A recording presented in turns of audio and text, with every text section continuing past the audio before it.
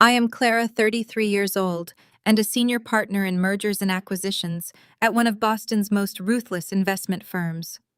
But 15 years ago, I was just a sick teenager, freezing to death in a snowbank. "You cannot be here," my father stammered, his hands shaking so violently he dropped his luxury briefcase. He was staring at the reclusive billionaire sitting quietly next to my hospital bed. The billionaire did not blink. He just looked at my father with absolute disgust. That was the exact moment my father's real estate empire started its countdown to absolute zero. Before I tell you how I bought my family's entire legacy for a single dollar bill, let me know where you are watching from in the comments below. Hit like and subscribe if you have ever used your success to crush the people who threw you away. Growing up in our pristine Massachusetts suburb, I learned early that in the Richard and Patricia household, you were only as valuable as your return on investment. I was a terrible investment. I suffered from mild chronic pneumonia. While other kids got chicken soup and sympathy, my parents treated my medical bills like a personal insult to their bottom line. I was constantly reminded that my inhalers and doctor visits were draining resources that belonged to my older sister, Brittany. Brittany was 20 years old, a pre-med student with perfect blonde hair and an insatiable appetite for designer brands. She was the golden child. She was the one destined to marry a surgeon and elevate our family's country club status. I was just the medical liability. On the night of the worst snowstorm of the decade, the facade of our perfect family cracked. I was in my room running a fever of 102 degrees when I heard screaming from my father's home office. I crept to the top of the stairs.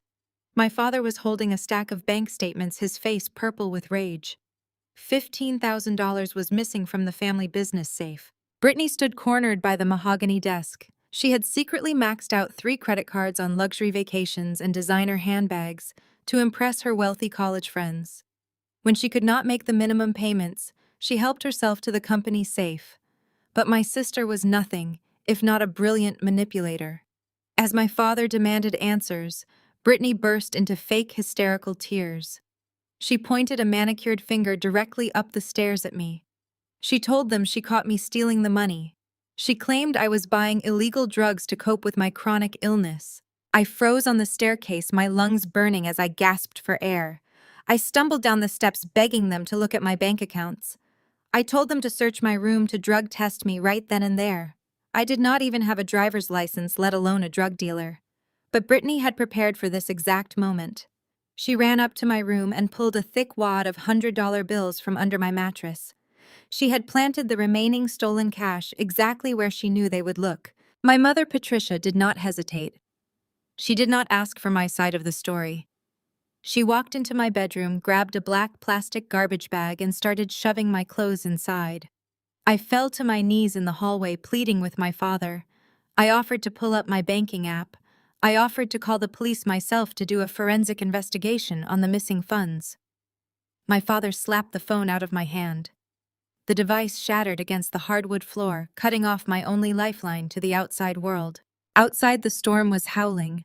The local news had warned everyone to stay indoors. The roads were already buried under 2 feet of snow, and the temperature was dropping into the single digits. My mother dragged me by my sweater and shoved me toward the front door, throwing the plastic garbage bag onto the frozen porch. I was wearing nothing but thin pajama pants and a light cardigan. I was practically choking on my own infected lungs. My father stood in the warm, brightly lit foyer. He looked down at me with cold, dead eyes. "Get out," he said, his voice completely devoid of any parental warmth. "I do not need a sick daughter ruining Brittany's medical school future. We are done paying for your mistakes. Do not ever show your face at this house again." He slammed the heavy oak door. I heard the deadbolt click into place.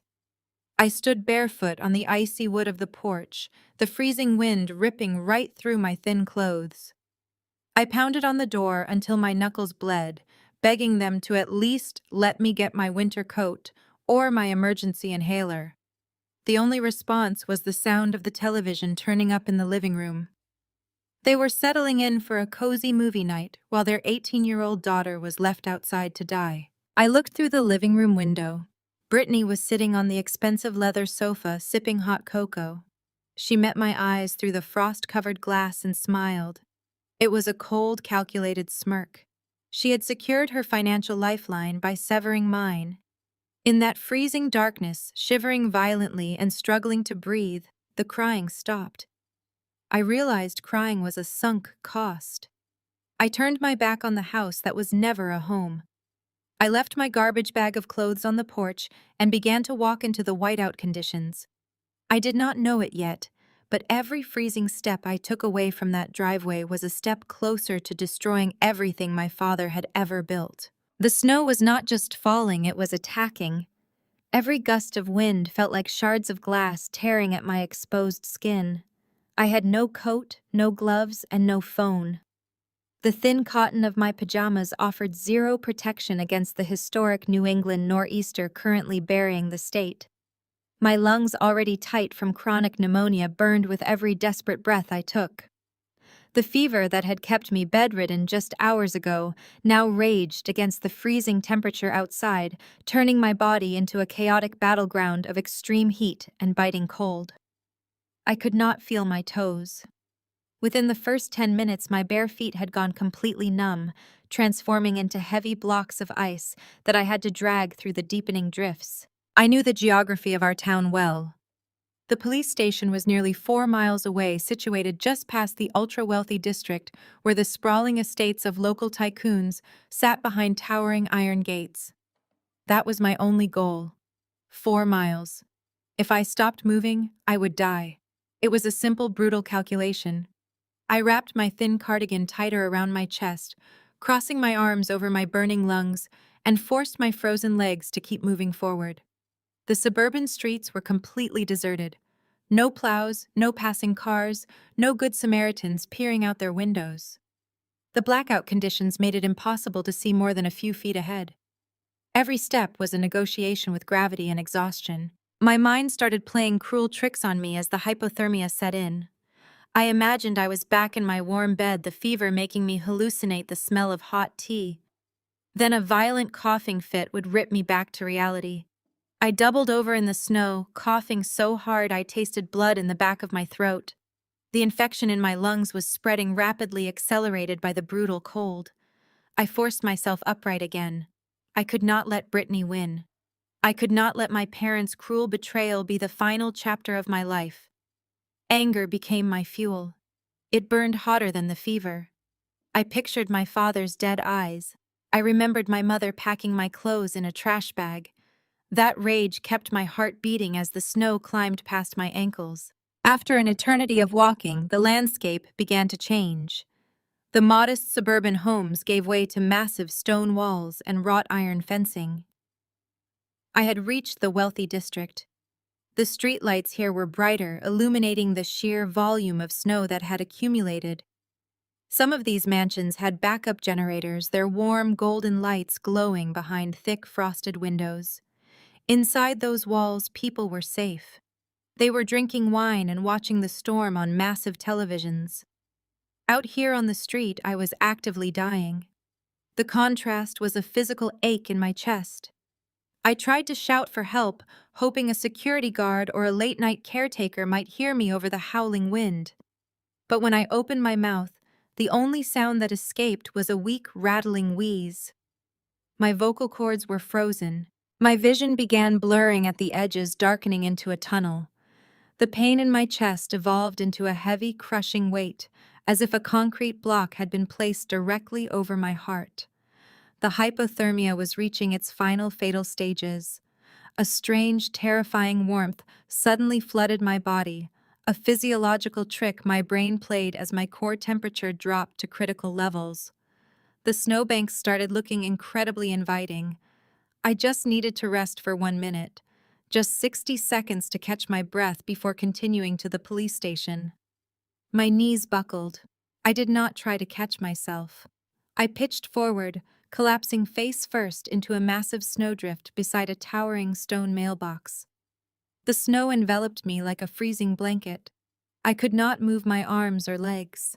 The howling wind faded into a dull roar. I was losing consciousness. I knew I was dying right there on the sidewalk. Through the fading darkness, a blinding white light suddenly pierced my closing eyelids. A deep mechanical rumbling vibrated through the snow beneath my cheek. It was an engine, a massive, powerful engine. Tires crunched heavily through the deep powder, stopping just inches from my frozen body. Two car doors slammed shut. I heard heavy boots hitting the pavement. "Boss, over here! We have a body in the snowbank!" A rough, urgent voice shouted over the wind. Footsteps rushed toward me. Strong gloved hands gripped my shoulders and rolled me onto my back. I forced my eyes open a tiny fraction. Looming over me was a man in a thick cashmere overcoat.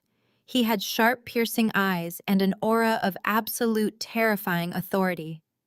I did not know it then, but this was Donovan Reed, the billionaire investment tycoon, a man who valued privacy above all else, yet here he was kneeling in the freezing sludge. "She is barely breathing," Donovan commanded, his voice, slicing through the storm with absolute precision.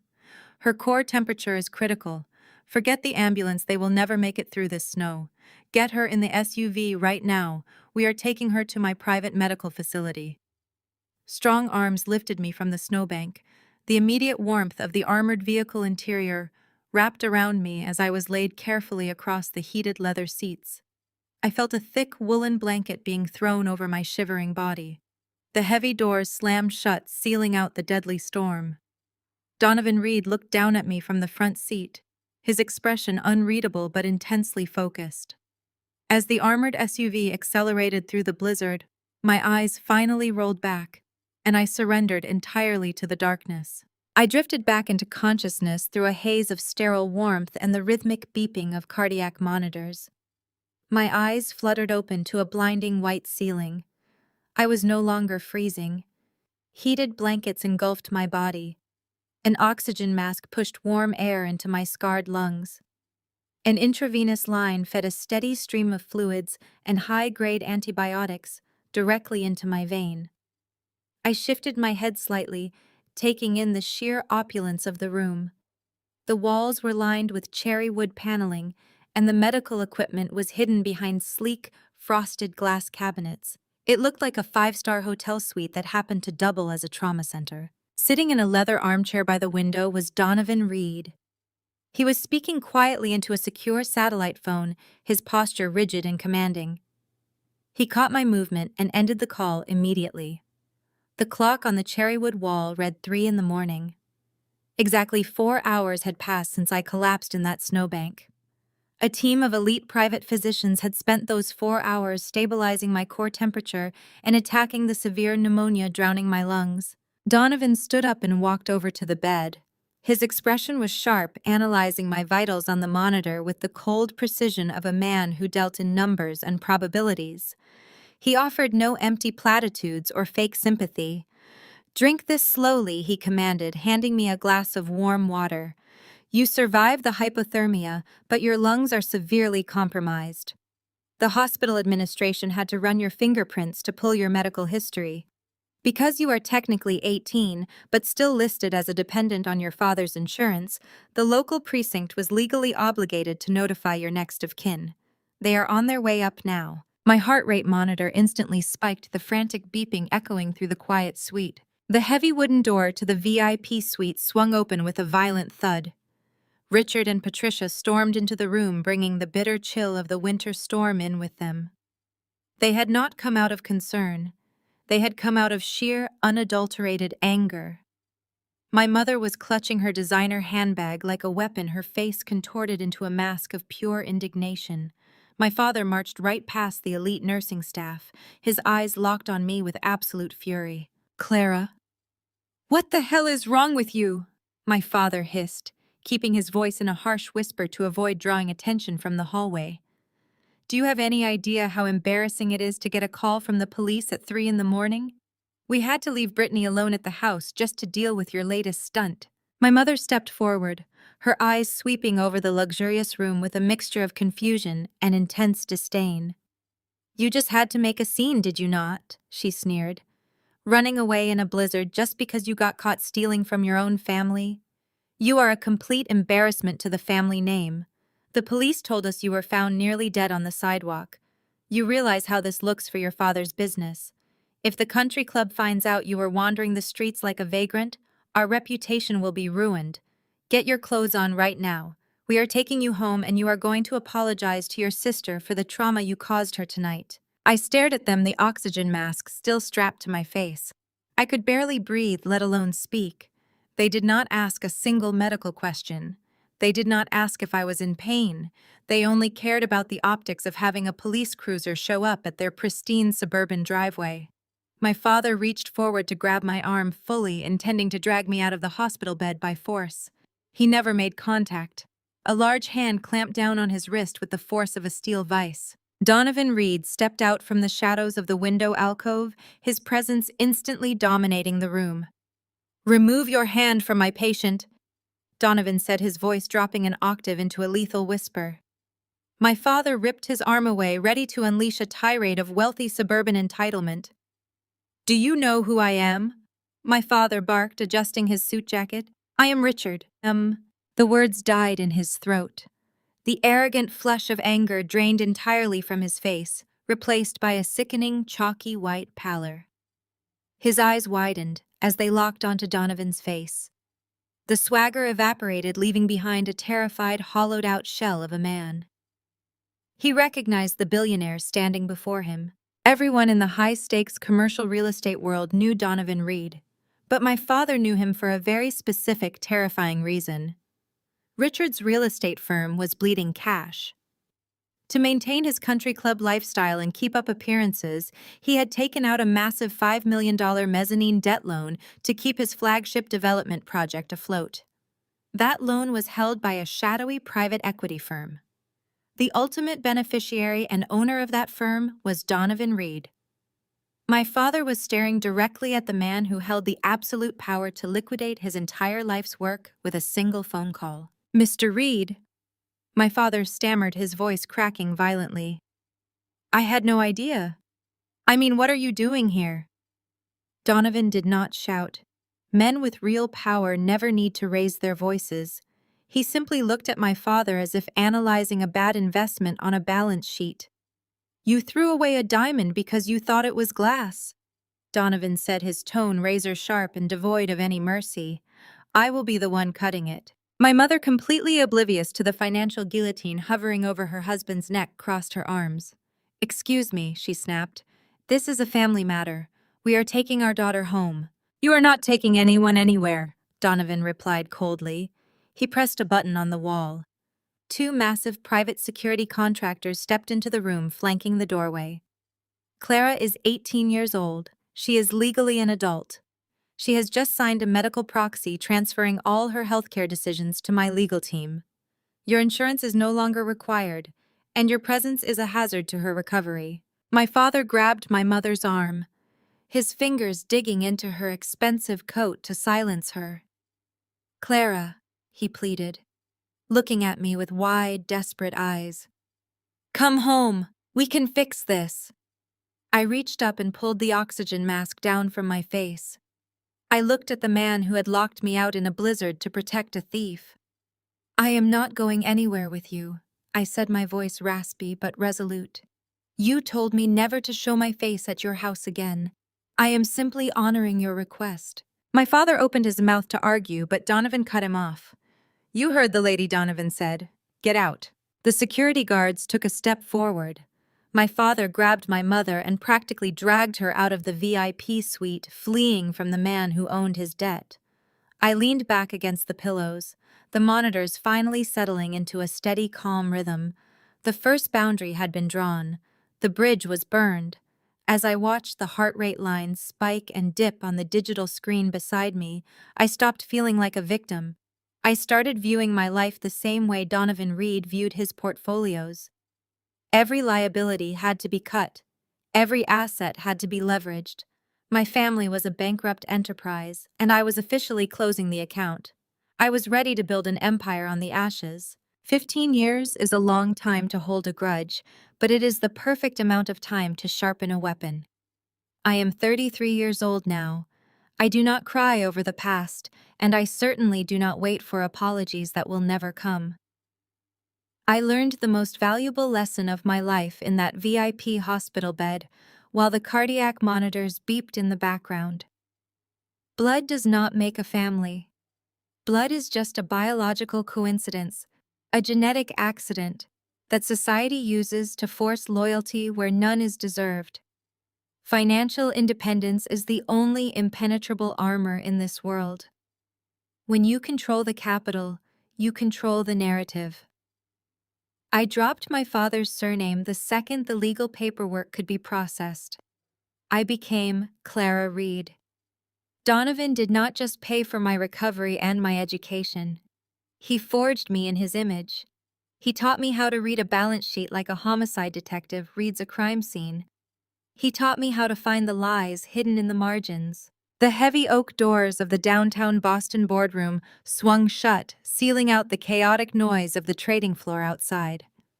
I sat at the head of the polished glass table, adjusting the cuffs of my tailored blazer. Sitting across from me was Gregory Thorne, the CEO of a mid-tier logistics company my firm was aggressively looking to acquire. He was sweating right through his expensive silk shirt. He thought he was dealing with a standard merger and acquisition team. He thought his cooked books and inflated revenue projections were clever enough to fool us. He did not realize Donovan Reed had sent his senior partner. He did not know he was sitting across from a forensic accounting sniper. "Your EBITDA projections for the third quarter are fascinating, Mr. Thorne," I said, keeping my voice entirely devoid of emotion. I tapped my expensive fountain pen against the pristine leather folio on the desk. "You show a 20% year-over-year growth. Your profit margins look spectacular on paper. Your shareholders must be thrilled with these quarterly reports. You painted a very pretty picture for our analysts." Thorne puffed out his chest, attempting to project the alpha male confidence he had probably used to intimidate his own board of directors for years. "Our logistics network is expanding rapidly, Clara. We have streamlined operations and drastically cut overhead. The valuation we are asking for is completely justified by these numbers. My team spent weeks preparing these documents for Reed Capital. We are offering you a goldmine." I slid a single manila folder across the smooth glass table. It stopped exactly 1 inch from his coffee cup. I did not look at his team of panicked corporate lawyers. I kept my eyes locked directly on Thorne. "I spent 4 hours last night reviewing your documents," I replied, my tone dropping to a lethal whisper. "You did not cut overhead. You offloaded your operational liabilities into 3 shell companies registered in Delaware. You then leased your own equipment back to your primary corporation at artificially deflated rates to temporarily boost your cash flow. It is a classic synthetic lease manipulation." Thorne went completely pale. His lead attorney shifted uncomfortably in his expensive chair, suddenly refusing to make eye contact with anyone. "But that is not the part that offends me." I continued, leaning forward slightly to invade his space. "What offends me is the amateur execution. You routed the payments through a subsidiary in the Cayman Islands to avoid federal corporate tax.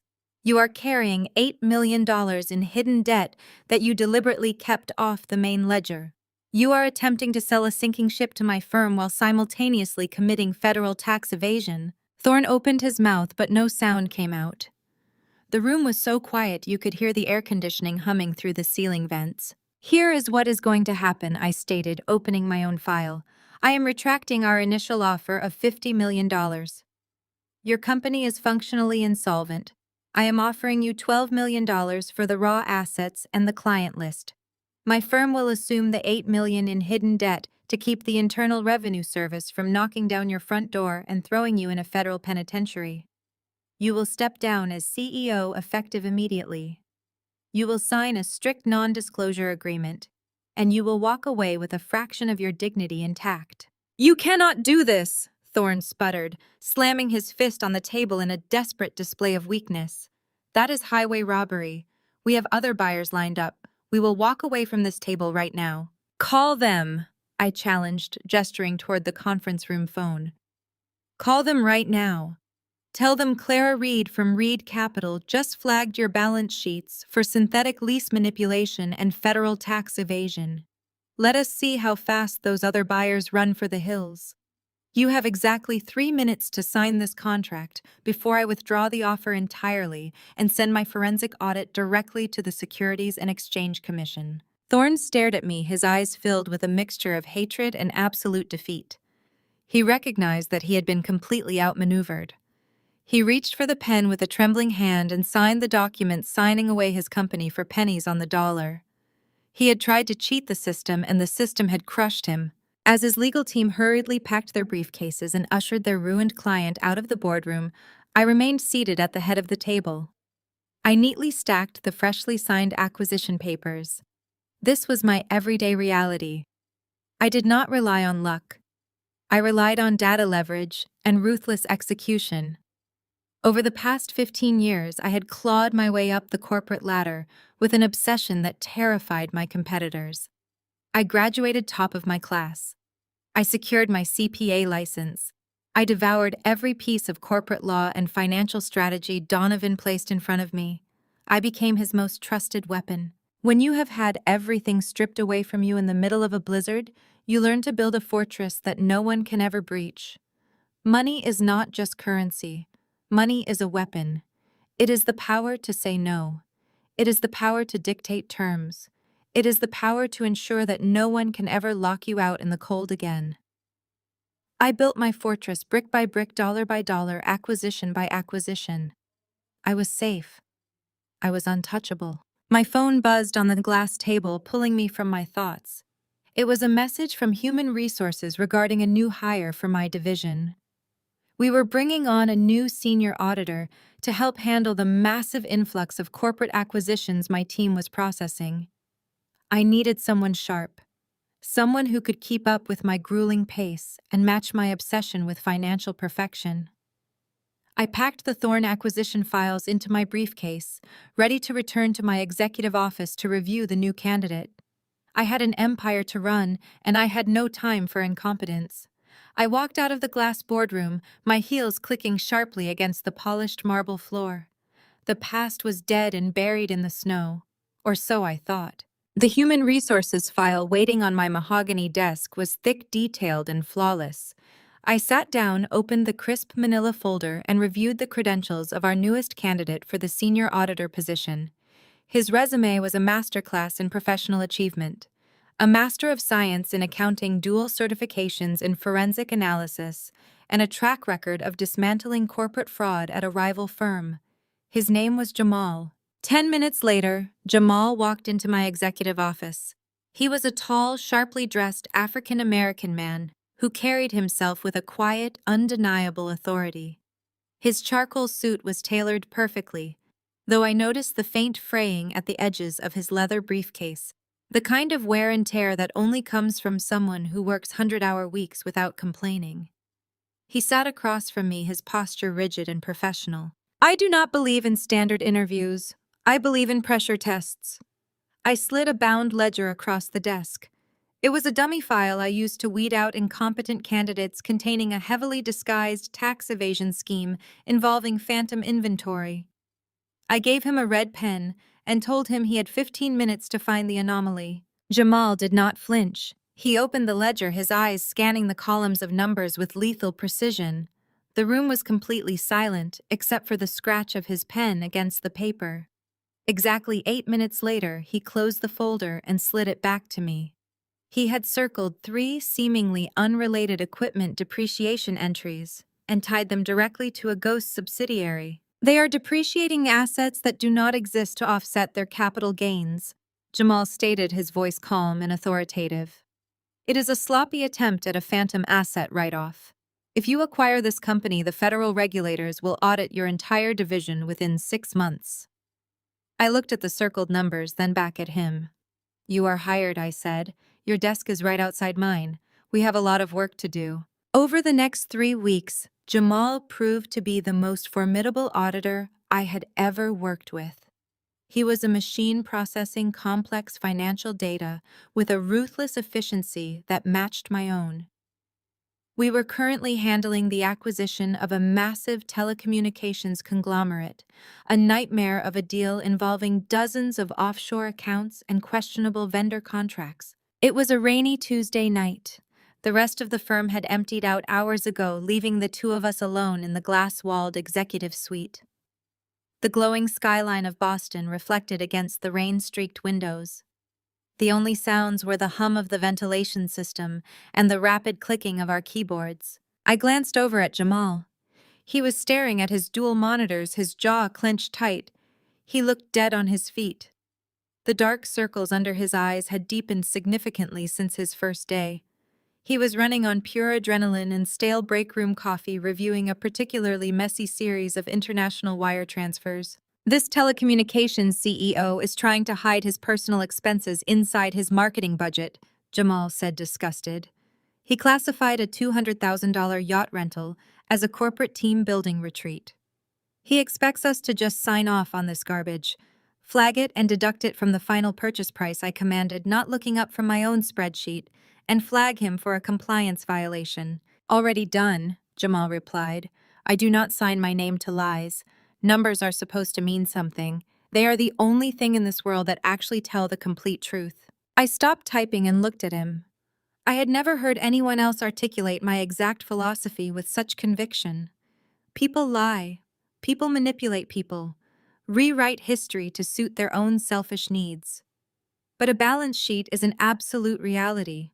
A debit is a debit. A credit is a credit.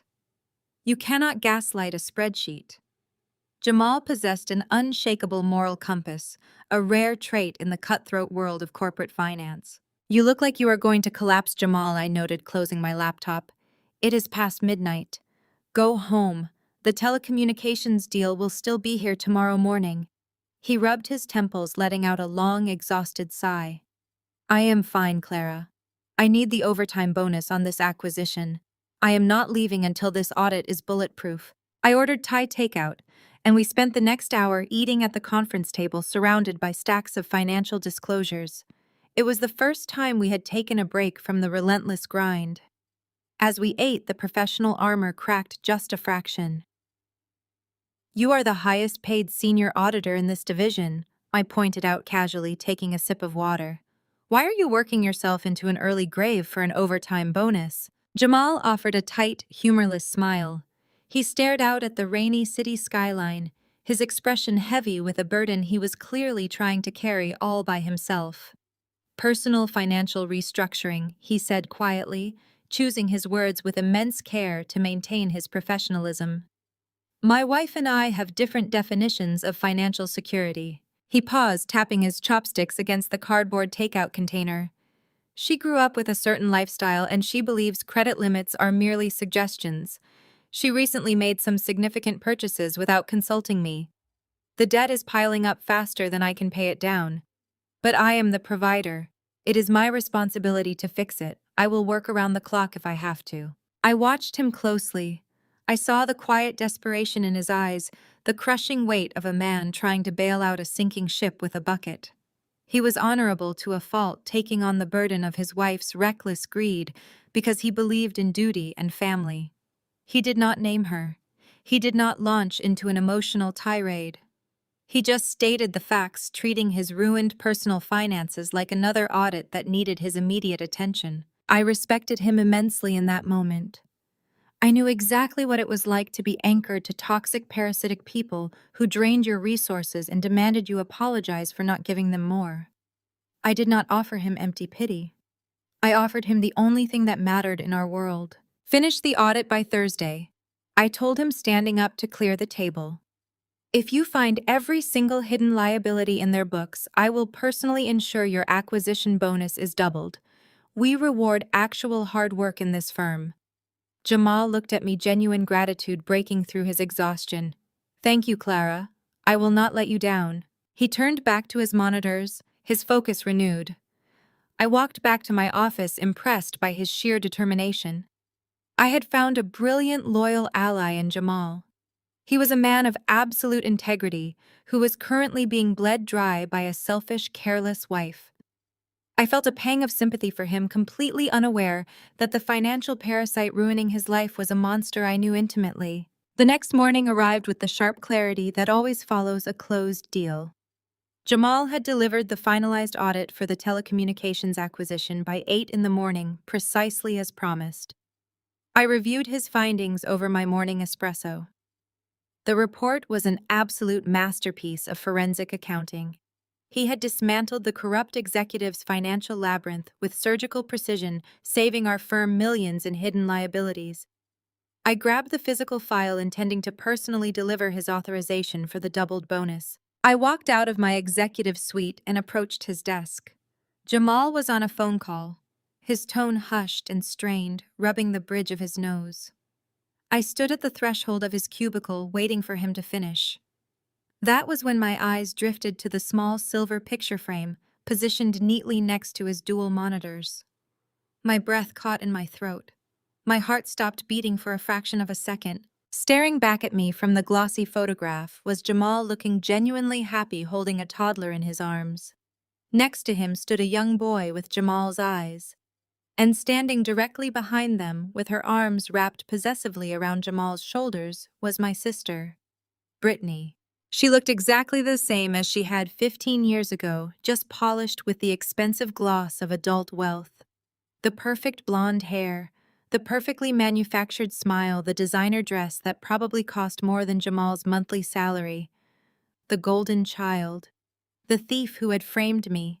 The monster who had smiled through the frosted glass window while I froze in the snow. The universe has a twisted sense of humor.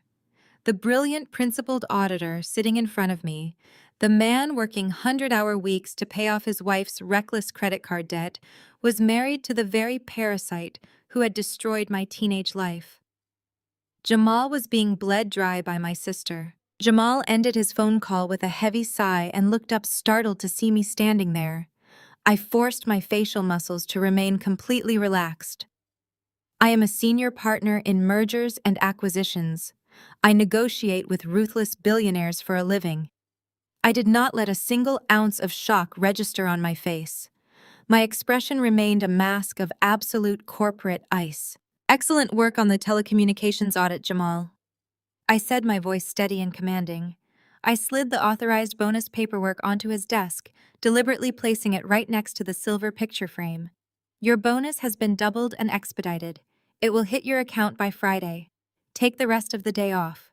Go home to your family. Jamal looked at the paperwork, a wave of profound relief washing over his exhausted features.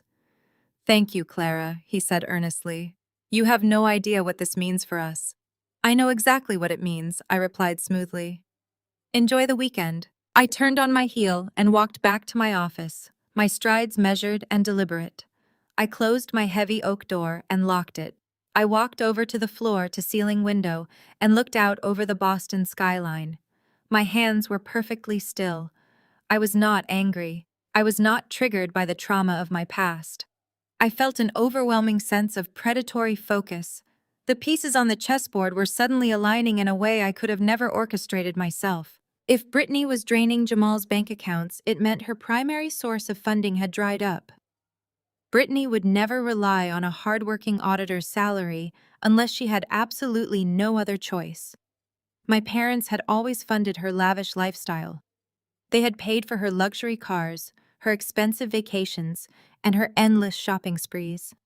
If she was drowning her husband in debt, it meant Richard and Patricia had closed the bank of Mom and Dad. And Richard and Patricia only closed the bank when the vault was completely empty. I sat down at my desk and booted up my secure terminal. I bypassed the standard firm network and logged directly into our advanced forensic accounting software. I typed in the name of my father's commercial real estate company. I had not checked on his business in over a decade. I had been too focused on building my own empire to care about his.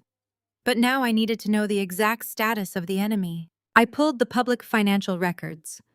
I requested the municipal property tax filings. I ran a comprehensive background check on their corporate entity through our proprietary database. The data flooded my screens, rows and columns of raw, unfiltered financial truth.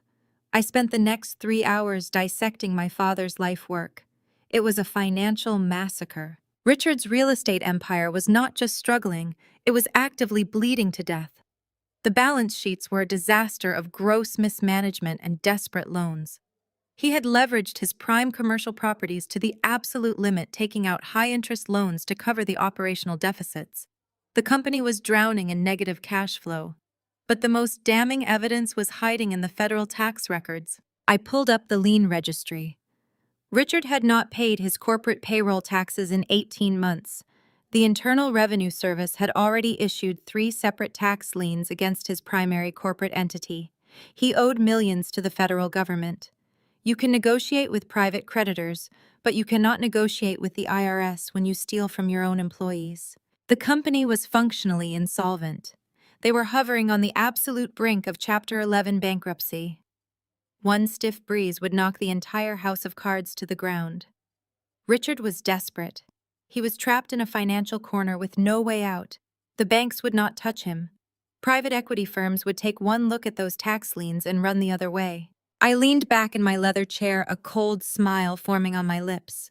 Brittany was suffocating Jamal with debt because Richard could no longer afford to finance her vanity. The golden child was bankrupting her husband because her parents were bankrupting themselves. The toxicity was no longer just an emotional burden. It was a quantifiable financial liability.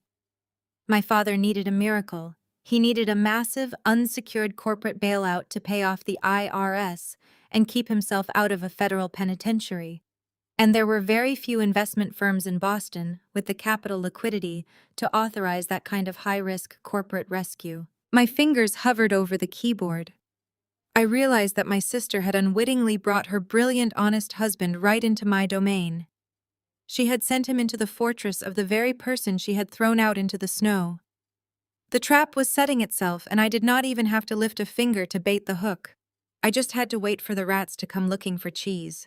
2 full weeks passed since I discovered the photograph on Jamal's desk.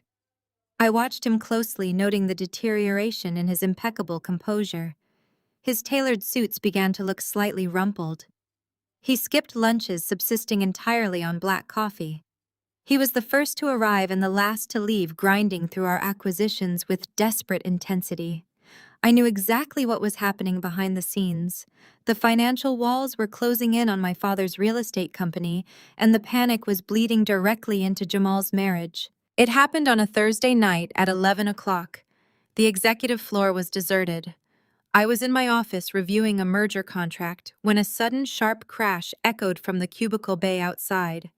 I walked to my doorway. Jamal knelt on the floor picking up shattered ceramic.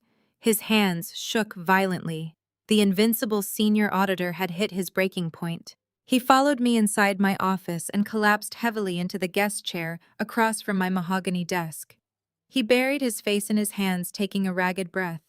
His professional armor was completely gone, leaving only an exhausted father. "I am compromising my license," Jamal whispered, his voice barely audible. "I am compromising everything I have worked for Clara. I do not know what to do. I am completely trapped." "Explain the liability," I commanded. "Strip the emotion out of it. Give me the raw data." He looked up, his eyes bloodshot. "It is my father-in-law," he confessed. "He runs a commercial real estate firm. The company is failing. He has millions in undisclosed debt and 3 active IRS tax liens for unpaid payroll taxes. He needs a massive corporate bailout to avoid Chapter 11 bankruptcy and federal prosecution." I leaned back in my chair, steepling my fingers. I kept my face an absolute blank slate. "And how does his corporate insolvency involve you?" "He needs a certified forensic auditor to sign off on his financial disclosures to secure the loan," Jamal explained. "He wants me to doctor the balance sheets. He is begging me to bury tax liens in a web of synthetic leases and hide negative cash flow using fake vendor invoices. He wants me to validate a fraudulent prospectus so he can defraud an investment bank out of $10 million.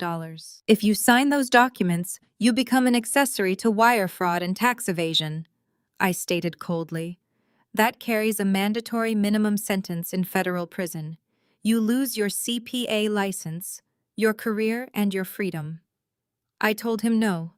Jamal set his hands gripping the armrests of the chair. I told him I would not commit a felony for his failing business. I refused. "Then what is the problem?" I asked. "If you refuse to sign the fraudulent ledgers, your liability is 0. Because of my wife," Jamal choked out. "She is demanding that I do it. She screams at me every night telling me it is my duty to save her father's legacy. She says I am being selfish. When I refused tonight, she gave me an ultimatum. She told me if I do not sign off on the doctored financials, she will file for divorce. She promised to take my 2 children, move back to her parents' estate, and ruin me in family court. She is holding my kids hostage over a fraudulent balance sheet. She wants me to choose between federal prison and my children. I looked at Jamal, feeling a cold satisfaction settle over my mind. Brittany had not changed a bit. 15 years ago, she sacrificed my life to the freezing snow to hide her $15,000 theft. Today, she was willing to sacrifice her own husband to federal prison to hide her father's $10 million failure. She weaponized the people who loved her, but she had made a fatal miscalculation. She had threatened an asset that belonged to my firm, and I protect my assets. I leaned forward, resting my forearms on the desk. The trap was fully constructed. I just needed to hand Jamal the key. "You are not going to sign those fraudulent financial documents, Jamal," I said, my voice dropping to a low, commanding register. "You are not going to compromise your integrity, and you are certainly not going to federal prison for a man who steals from his own employees." "But my kids," Clara, Jamal pleaded, desperation creeping back into his voice. "She will take them. She will destroy me. She is not going to do anything." I countered, my eyes locking onto his. "Tell your father-in-law to submit his bailout application directly to Reed Capital. Have him route the entire package to my division. Tell your wife that your firm might be interested in acquiring the debt." Jamal stared at me, completely bewildered. "Clara, you cannot approve a $10 million loan for a functionally insolvent company. The IRS liens alone make it a toxic asset. It violates every compliance rule we have." "I am not going to approve a fraudulent loan," I replied, a slow smile touching the corners of my mouth. "I am going to officially evaluate a corporate acquisition. Have him submit the paperwork. Tell your wife you brought the deal to your senior partner. I will handle your father-in-law, and I will handle it entirely within the boundaries of the law. You keep your hands clean." Jamal exhaled a long, shaky breath, the crushing weight lifting from his shoulders just a fraction. He had no idea who my father really was. He had no idea that he had just handed his toxic in-laws directly to their executioner. "Thank you, Clara," he said, standing up.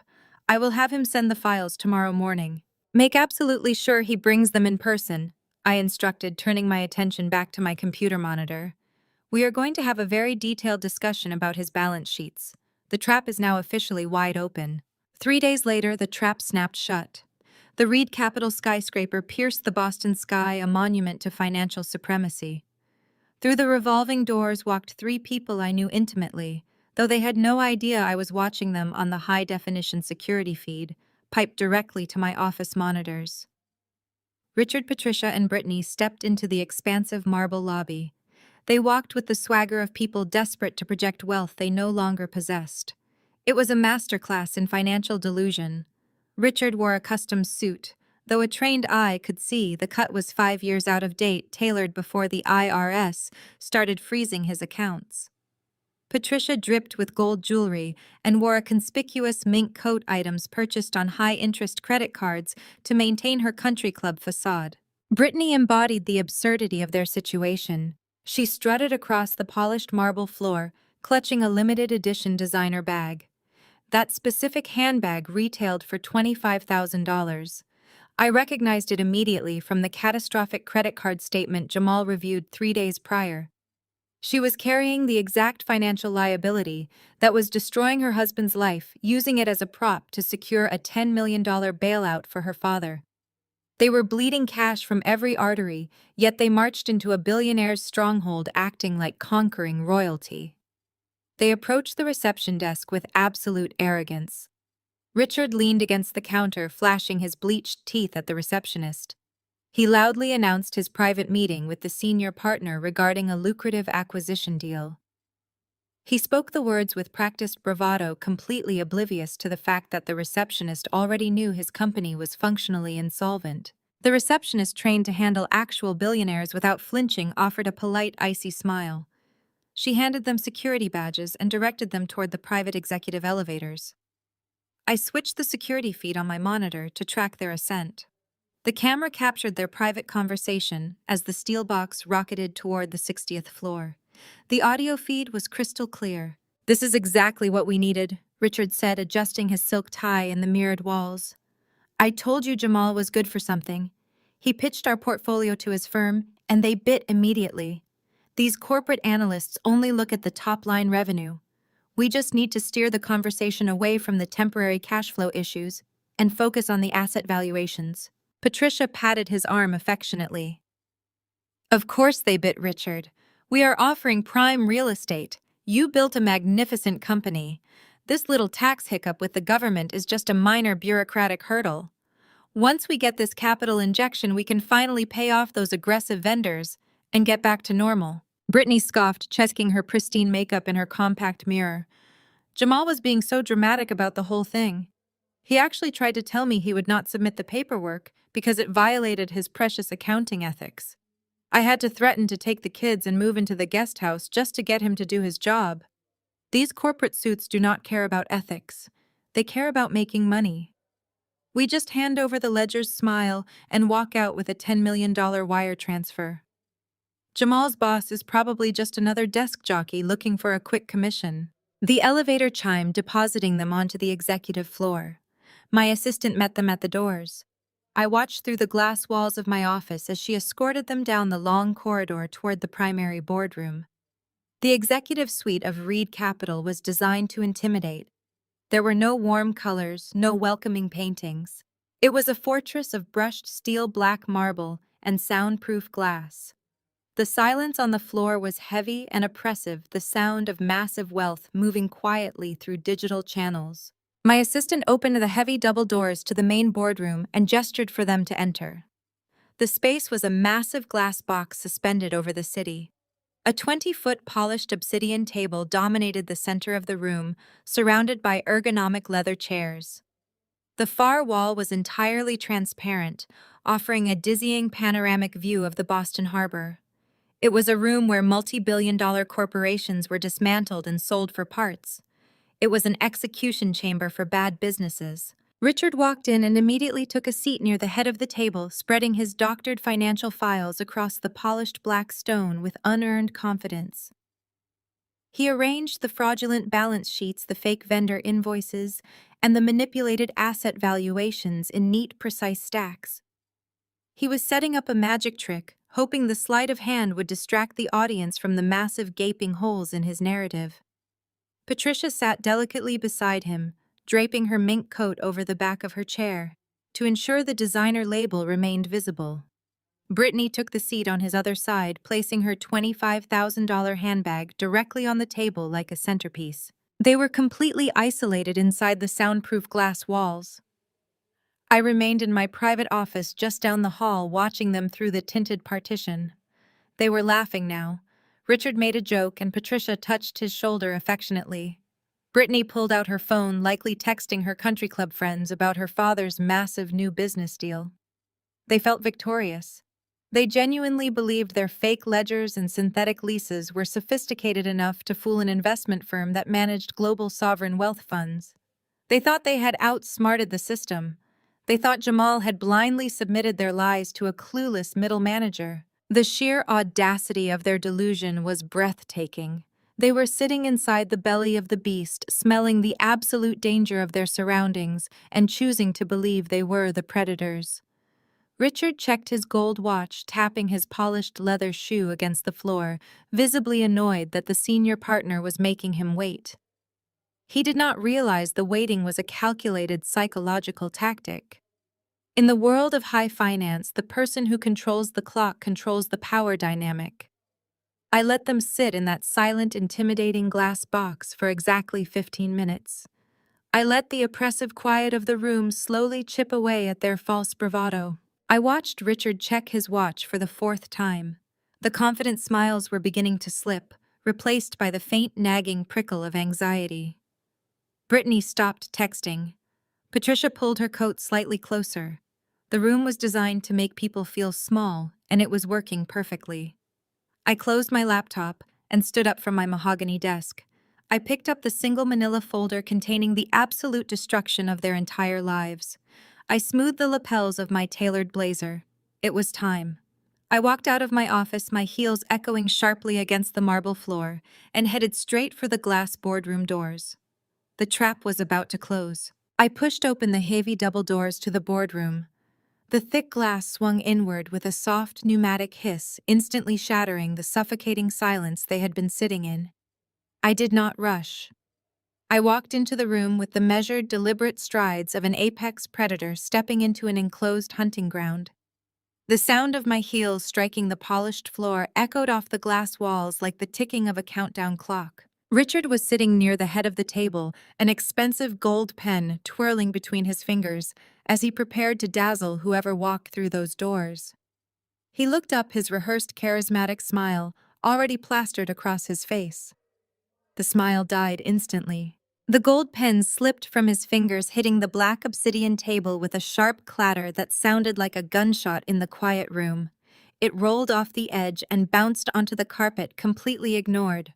The color drained from his face so fast it looked as if his heart had simply stopped beating. His jaw went slack, his eyes widening in absolute unfiltered shock. He tried to speak, but his vocal cords completely paralyzed. Patricia gasped, a loud, sharp intake of air that bordered on a shriek. Her hands flew to her chest, clutching the collar of her mink coat, as if trying to shield herself from an incoming physical blow. She blinked rapidly, her eyes darting between my face and the door behind me, desperately hoping this was some kind of bizarre mistake, or that the real senior partner was walking in behind me. Brittany did not gasp. She glared, her perfectly contoured face twisted into an immediate scowl of hostility and profound confusion. She gripped her $25,000 handbag, her knuckles turning white. She could not comprehend how the sister she had thrown into a blizzard had just walked into an elite investment firm boardroom wearing a tailored suit that projected more power and wealth than her entire manufactured existence. I stopped at the head of the table. I did not smile. I did not greet them.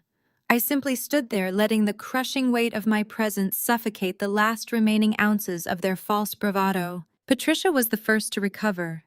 Years of country club survival instincts kicked in, overriding her shock with pure, desperate manipulation. She forced her facial muscles to contort into an expression of overwhelming joy. She leaped out of her ergonomic leather chair, her heels scraping against the floor, and threw her arms wide open. "Clara." Patricia cried out, her voice pitching up into a shrill, theatrical tone of fake affection. "Oh my God, you are the partner! I cannot believe it! Look at you! You look so professional!" She rushed toward me, fully intending to wrap me in a tight, motherly embrace, completely ignoring the fact that the last time we shared physical space, she was throwing my belongings into a freezing snowstorm. She wanted to bridge the 15-year gap of abandonment with a single performative hug. I raised my left hand, holding it flat in the air. I did not raise my voice, but the absolute authority in my gesture stopped her dead in her tracks, a mere 2 feet away from me. "Sit down," I commanded. The words were flat cold and entirely devoid of any familial warmth. Patricia froze, her arms still awkwardly suspended in the air. The fake smile quivered on her lips. "Clara, sweetheart, please. It has been so long. Our family is finally reunited. This is a sign. This is an absolute miracle. You are going to save your father's legacy, right? You are going to help us." Richard finally found his voice. He stood up desperately, trying to salvage his shattered patriarchal authority. He adjusted his suit jacket, pasting on a sickeningly proud expression. "My daughter running the mergers and acquisitions division at Reed Capital. I always knew you had a sharp mind for business. We are ready to make a deal, Clara. We kept it in the family." The sheer, unadulterated delusion was magnificent.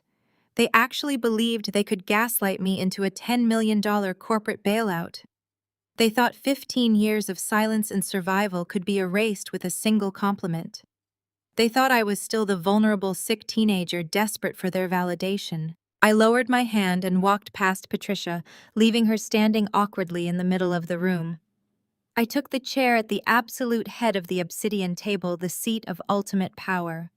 I placed my sleek manila folder on the glass surface and aligned it perfectly with the edge of the desk. Brittany finally spoke, her voice laced with venom and entitlement. "You cannot be the partner evaluating our loan. That is a massive conflict of interest. We demand to see your superior. We are not doing business with a college dropout."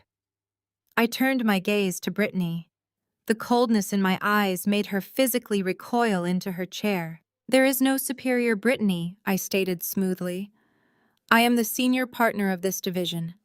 I authorize every acquisition, every hostile takeover, and every corporate bailout that moves through this firm. And as for a conflict of interest, you are entirely correct. Under normal circumstances, I would recuse myself from evaluating a family business. However, my legal team has thoroughly reviewed my background. Since Richard legally disowned me 15 years ago, and my name was permanently removed from all your family trusts, insurance policies, and inheritance documents, the Federal Compliance Board recognizes zero familial relation between us. Legally speaking, we are absolute strangers." Richard swallowed hard, a bead of cold sweat tracing its way down his temple. "Clara, let us be reasonable. We are here to talk about numbers, about an investment." I unclasped the manila folder and flipped it open. I stared down at the damning evidence of their financial ruin, then looked directly into my father's terrified eyes. "I am not your daughter today," I said, my voice slicing through the boardroom like a scalpel. "I am the executioner of your company. Let us look at the numbers." The silence that followed was absolute. I tapped the touchpad embedded in the conference table, and the massive high-definition smart screen on the far wall flared to life. The glowing projection illuminated the dark room, casting harsh light over their panicked faces. I did not pull up their carefully doctored presentation. I pulled up the raw, unfiltered data my forensic software had extracted from the darkest corners of their corporate history. The screen displayed a massive, undeniable web of red ink tax liabilities and hidden corporate rot. "You came here asking for a $10 million lifeline," I continued, leaning back in my leather chair. "You submitted a prospectus claiming a 20% year-over-year growth. You sat in my lobby projecting wealth and stability. You demanded respect from my staff. But the data on this screen tells a very different story." Richard gripped the edge of the table, his knuckles turning stark white. He tried to project confidence, but his breathing had become shallow and rapid. "Those numbers are taken completely out of context," he stammered. "Real estate is cyclical. We have massive physical assets backing those temporary cash flow dips." I did not blink. I tapped the screen again, zooming in on the exact section of the ledger that would destroy his final shred of dignity. I was about to dissect his empire piece by piece, and there was absolutely no place left for him to hide. "Cyclical cash flow dips are a normal part of commercial real estate," I said, my voice echoing evenly off the thick glass walls. "What you are looking at on this screen is not a market fluctuation, it is a systematic hemorrhage of capital." I tapped the control panel. The main display shifted from a standard bar graph to a complex web of corporate entities. Red lines connected Richard's primary development group to 3 separate limited liability corporations registered in the British Virgin Islands. "Let us talk about your physical assets. You claim they back your debt, but you transferred the deeds of your 3 most profitable commercial spaces into these offshore holding companies 14 months ago." Richard swallowed hard. "That is a standard asset protection strategy. Everyone in my tax bracket utilizes offshore restructuring to shield properties from frivolous litigation. It is entirely legal." "Asset protection is legal," I countered instantly. "Using those same offshore entities to lease the properties back to your own domestic firm at an inflated premium of 400% is not an asset protection strategy. It is fraud. You are intentionally draining your domestic operating budget to manufacture a paper loss, while simultaneously hiding the revenue offshore." Patricia shifted in her seat, her mink coat suddenly looking very heavy on her shoulders. She looked at Richard, waiting for him to confidently dismiss my claims. He did not. He just stared at the screen, a visible tremor starting in his jaw.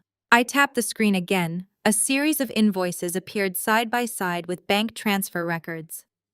"This brings us to your vendor expenses." You reported spending $2.5 million on contracting services for the downtown plaza renovation over the last fiscal year.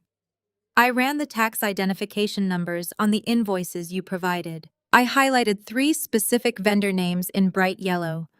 These contracting companies do not exist. They have no registered employees, no heavy equipment, and no physical addresses. The registered agent for all 3 companies is a single post office box in Delaware. Yet your accounts payable department wired $2.5 million to them. Where did that money actually go, Richard? You are misinterpreting the ledgers, Richard fired back, his voice rising in volume as panic set in. Those are umbrella management groups. We use them to subcontract smaller local crews to avoid union disputes. It streamlines the accounting process. You are sitting in an ivory tower judging boots on the ground operations. This is how development works. Do not attempt to lecture me on real-world development, I stated flatly. Under the Uniform Fraudulent Transfer Act, creating phantom vendor accounts to siphon liquidity from a failing enterprise constitutes intentional fraud. I traced these wire transfers. The funds did not go to local subcontractors. The money bounced from Delaware directly to an account in the Cayman Islands. That account happens to be the exact same one holding your inflated lease payments. You are bleeding your own company dry and trying to convince a bank to refill the tank. Brittany crossed her arms. So what? It is his company. He built it. He can move his own money however he wants. You are just trying to find a reason to say no because you are still obsessed with getting back at us. I did not even look at Brittany. I kept my gaze fixed entirely on my father. A sole proprietor can burn his own money, I explained methodically. But you are not a sole proprietor anymore. You took out a $5 million mezzanine loan 2 years ago. You pledged your corporate revenue as collateral to secure that capital. By intentionally moving that revenue offshore to avoid paying your creditors, you violated the primary covenant of your loan agreement. That makes your entire debt portfolio callable immediately. Richard slumped slightly in his chair. The aggressive posture he had walked in with was completely gone. But I was not finished. The most devastating piece of evidence was still waiting. I tapped the console one final time. The screen flashed bright red. The official emblem of the Internal Revenue Service appeared next to a terrifying sequence of negative numbers. Offshore accounts and fake invoices will get you sued by your creditors, I said, leaning forward to ensure he heard every single syllable. But this will put you in a federal penitentiary. Patricia gasped loudly, her manicured hands flying to cover her mouth. You have not remitted a single dollar of payroll tax for your employees in 18 months, I stated, letting the words hang heavily in the cold air of the boardroom. You deducted the taxes from your workers' paychecks every 2 weeks, but you never submitted the filings to the federal government. You kept their money to float your failing operations. It was a temporary reallocation, Richard stammered, his eyes darting frantically toward the glass doors. We hit a severe cash flow bottleneck. I plan to make the IRS whole the second we secured this $10 million bailout. That is why we are here today, to fix it. You cannot fix this with a corporate loan, I replied, my voice devoid of any sympathy. The IRS does not view unpaid payroll taxes as a standard corporate debt. They view it as theft of government property. Under federal tax law, this is called the trust fund recovery penalty. Because you are the chief executive officer who made the conscious decision to withhold those funds, the corporate veil will not protect you. The federal government will pierce your company and hold you personally liable. I let the absolute reality of his situation crash down on him. They will seize your personal bank accounts. They will place a lien on your primary residence. They will auction your cars, your club memberships, and every piece of jewelry your wife is currently wearing. And because the stolen amount exceeds $1 million, it crosses the threshold into criminal tax evasion. This is a federal felony. Patricia turned to Richard, her eyes wide with unadulterated terror. Richard, tell her she is wrong. Tell her our lawyers can handle this. Tell her we are fine. Richard did not even attempt to answer her desperate question. He sat completely paralyzed, staring at the glowing red numbers on the smart screen. The grand illusion of his wealth was dead. The real estate empire he had sacrificed my life to protect was entirely gone. He was not a respected real estate tycoon anymore. He was a white-collar criminal waiting to be indicted. And I was the only one holding all the damning evidence. The heavy silence in the boardroom was finally shattered by the sharp scraping of a chair against the marble floor. Brittany stood up. Her perfect posture was gone, replaced by the rigid stance of a cornered animal. She looked at the glowing red numbers on the screen, then turned her furious gaze toward me. The reality had finally pierced her thick bubble of entitlement. There would be no $10 million wire transfer. Her endless supply of luxury was officially terminated. Brittany slammed her hands down on the black obsidian table. "This is a setup!" she shrieked, her voice echoing shrilly against the glass walls. "You never had any intention of giving us a loan. You just brought us up here to humiliate us." I sat perfectly still, my hands resting lightly on the manila folder. "I did not invite you here, Brittany," I stated evenly. "Your father submitted an application for corporate restructuring to Reed Capital. I simply processed the data he provided. Numbers have no emotional agenda. They just expose the truth." "The truth?"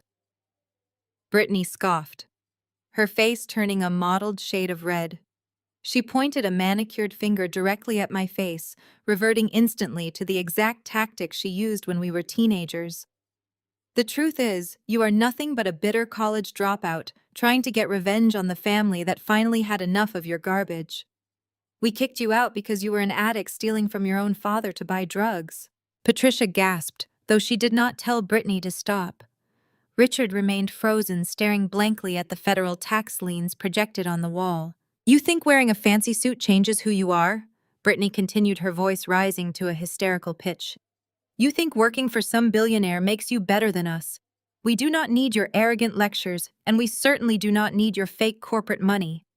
He will find another investor by tomorrow morning, and you will go back to being the miserable outcast you have always been." I let her finish. She was breathing heavily, her chest heaving as she glared at me, waiting for me to break. She expected me to scream, to cry, to try and validate my existence just like I did 15 years ago. I did not do any of those things. I simply reached out and tapped the control panel on the table. The screen instantly changed. The red IRS warning vanished. In its place appeared a highly detailed, extremely specific ledger. It was a domestic operational expense sheet highlighted with 50 different transaction markers. "You are absolutely right about one thing, Brittany," I said, keeping my voice dangerously low and steady. "You do not need my money. You have already taken everything your father had left." Richard blinked, pulling his attention away from his impending federal prosecution. He squinted at the new spreadsheet on the screen. "What is this?" he asked, his voice hoarse and broken. "This is the internal consulting fee ledger for your primary real estate firm," I explained. "You authorized a general consulting retainer for your daughter 5 years ago. But you stopped looking at the detailed line items when the market turned, did you not?" I tapped the screen. A yellow box highlighted a specific monthly withdrawal. "Brittany has not been drawing a modest stipend," I stated. "For the past 36 months, she has systematically siphoned exactly $20,000 a month from your operating budget. She classified it under miscellaneous consulting expenses. She bypassed your payroll department entirely to avoid raising red flags with your internal controllers." Brittany went rigid. Her aggressive posture instantly evaporated. The furious flush on her face drained away, leaving her looking sickly and pale. "Shut up," she whispered, her voice suddenly small and terrified. "You do not know what you are talking about. That is my money. I earned it." "You earned it by doing what exactly?" I challenged, my eyes locking onto hers. "By spending 3 weeks in the Maldives last February, or by purchasing a $25,000 designer handbag, the exact same one currently sitting on this conference table." "I pulled your personal credit card statements, Brittany. Your spending habits are a matter of public record when they directly impact the liquidity of an acquisition target." Patricia turned to her favorite daughter, her eyes wide with shock. "Brittany, what is she talking about? $20,000 a month. We have been struggling to pay the mortgage on the house. You told me you were barely surviving on your husband's salary." Richard stood up slowly. He leaned heavily on the glass table, his gaze fixed entirely on the yellow highlighted numbers. He was doing the mental math. $20,000 a month. $240,000 a year. Over 3 years, Brittany had quietly drained nearly $750,000 from his failing company in pure, untraceable cash. That money, I explained to my father with surgical precision, is the exact amount you needed to pay your quarterly payroll taxes. Your golden child did not just steal your money. She stole the funds that would have kept you out of federal prison. She drove your company into absolute bankruptcy to fund her luxury shopping sprees. You threw me into a blizzard for $15,000, Richard. Your favorite daughter just stole $750,000 and she is the reason you are going to jail. Brittany shook her head frantically, backing away from the table. No, no, Daddy, she is lying. The ledgers are fake. She is just trying to tear our family apart. Do not listen to her. But Richard was not listening to Brittany anymore. He was staring at the undeniable financial footprint of his own destruction. The golden child had finally been exposed not by emotion, but by the cold, unforgiving reality of a balance sheet. The trap had closed completely, and there was no way out. The air in the glass boardroom grew thick and suffocating. Richard remained entirely silent, his eyes locked on the digital projection of his own financial demise. He did not yell at Brittany. He did not demand an explanation. The sheer magnitude of her theft had completely short-circuited his brain. Patricia sank back into her ergonomic leather chair, burying her face in her hands, her carefully maintained country club facade crumbling into quiet, pathetic sobs. Brittany looked back and forth between her broken parents. For her entire life, they had been her impenetrable shield. Whenever she made a mistake, whenever she overspent or lied or stole, Richard and Patricia had rushed to cover it up and blame someone else, usually me. But right now, gazing at the undeniable evidence of her massive corporate embezzlement, they offered her zero protection. She was finally on her own. Narcissists do not accept defeat gracefully. When cornered, they do not apologize. They simply search for a bigger weapon. Brittany straightened her posture aggressively, smoothing the wrinkles out of her designer dress. The panic in her eyes was rapidly replaced by a frantic, venomous desperation. If her father could no longer protect her, she would find someone who could. She reached into her $25,000 handbag and snatched her smartphone, gripping it like a loaded gun. "You think you are so incredibly smart?" Clara Brittany sneered, her voice dripping with absolute malice. "You think you can just project a few fake spreadsheets on a wall and destroy my family? You think you hold all the power in this building because you have a fancy title and a glass office? But you made a massive miscalculation." I did not say a word. I simply watched her, my face completely impassive. I knew exactly what she was about to do, and I welcomed it. "My husband works at this firm," Brittany announced, lifting her chin with a triumphant, arrogant sneer. "He is not just some entry-level desk clerk. He is a senior auditor. He is one of the most respected financial minds in this entire building. And he knows every single compliance law, human resources regulation, and corporate policy you just violated by bringing us up here." Patricia looked up through her tears, a tiny, desperate glimmer of hope sparking in her eyes. "Brittany, what are you doing? I am fixing this." "Mom," Brittany snapped, never taking her furious glare off my face. "I am going to have this psychotic woman terminated." Brittany pointed her phone directly at me. "What you are doing right now is a textbook conflict of interest. You are using corporate resources to execute a personal vendetta. That is a massive breach of fiduciary duty. When my husband reports this, you will not just be fired. You will be blacklisted from the financial sector. You will lose this fancy office and you will be thrown right back out onto the street where you belong." She held the phone high, her thumb hovering over the screen. "I am calling him right now," she threatened, her voice echoing sharply against the soundproof glass walls. "I am telling him exactly what his psychotic boss is doing to his family. We will see how much power you actually have when a senior auditor exposes your illegal vendetta to the compliance division." The room went completely still. Richard finally looked up, his eyes darting between me and his golden child. He looked like a drowning man hoping for a life raft. He was too broken to speak, willing to let his daughter destroy my career to save his business. I leaned back slowly in my leather chair, letting the expensive material creak. I brought my hands together, resting my elbows on the armrests, and steepled my fingers. I was completely relaxed. The absolute confidence I projected made Brittany hesitate. She expected me to panic. She expected the terrified teenager from 15 years ago. By all means, Brittany, I said, my voice utterly devoid of fear. Make the call. But if you are going to leverage your husband to have me terminated, I insist you do it transparently. Put him on speakerphone. Let the entire room hear how you plan to destroy my career. Brittany sneered, mistaking my cold demeanor for a desperate bluff. You asked for it, she hissed. She tapped the screen and slammed her finger down on the speaker icon. She tossed the device onto the center of the black obsidian table. The ringing tone echoed loudly through the sterile boardroom. 1 ring, 2 rings. Brittany's posture grew more aggressive. She was preparing for the performance of a lifetime. She gathered the exact same fake tears she used 15 years ago when she framed me for stealing. She was about to weaponize her victimhood against a man who trusted her implicitly. She relied on his love to manipulate him. On the 3rd ring, the line clicked open. Hello? Jamal's deep, steady voice filled the room. The audio was crystal clear. Brittany instantly launched into her performance. Her voice cracked perfectly. A desperate, terrified sob escaped her throat. Jamal. Oh my God, Jamal. You have to help us. Please, you have to come to the main executive boardroom right now. Brittany. What is wrong? Jamal asked. His voice sounded professional, but there was a distinct sharp edge to it. It is your boss, Brittany cried out, forcing genuine hysteria into her tone. The senior partner evaluating my dad's restructuring.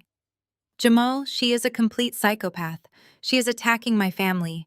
She locked us in this room and is projecting horrible fake spreadsheets on the wall accusing me of stealing money from my father. Patricia began to weep softly in the background, adding an authentic soundtrack of distress to her daughter's performance. Richard remained silent, watching the phone as if it were a bomb about to detonate. She is insane, Jamal, Brittany screamed, pacing beside the table. She has a personal vendetta from years ago and is using your company's resources to torture us. You have to call human resources. You have to call compliance immediately. She is committing corporate fraud. She is harassing us. She is trying to ruin my dad's life out of pure spite. You have to get her fired right now. I sat at the head of the table, my fingers resting beneath my chin. I watched the golden child weave her web of lies, pouring every ounce of manipulation into the speakerphone. She painted herself as the innocent victim trapped in a boardroom with a monster. She demanded her husband act as her white knight, entirely confident his blind loyalty would shield her from the consequences of her actions. She assumed her husband was just another tool she could use. There was a heavy pause on the line. The silence stretched for 5 agonizing seconds. Brittany stopped pacing, leaning closer to the phone, waiting for her husband to unleash his fury on my behalf. She wiped a single calculated tear from her cheek, preparing to play the rescued princess. I remained perfectly still. I did not interrupt her rant. I did not attempt to defend myself over the open line. I simply waited for the inevitable conclusion of this trap. I knew exactly who Jamal was. I knew exactly what kind of man she had married, even if she did not. I am on my way, Jamal said.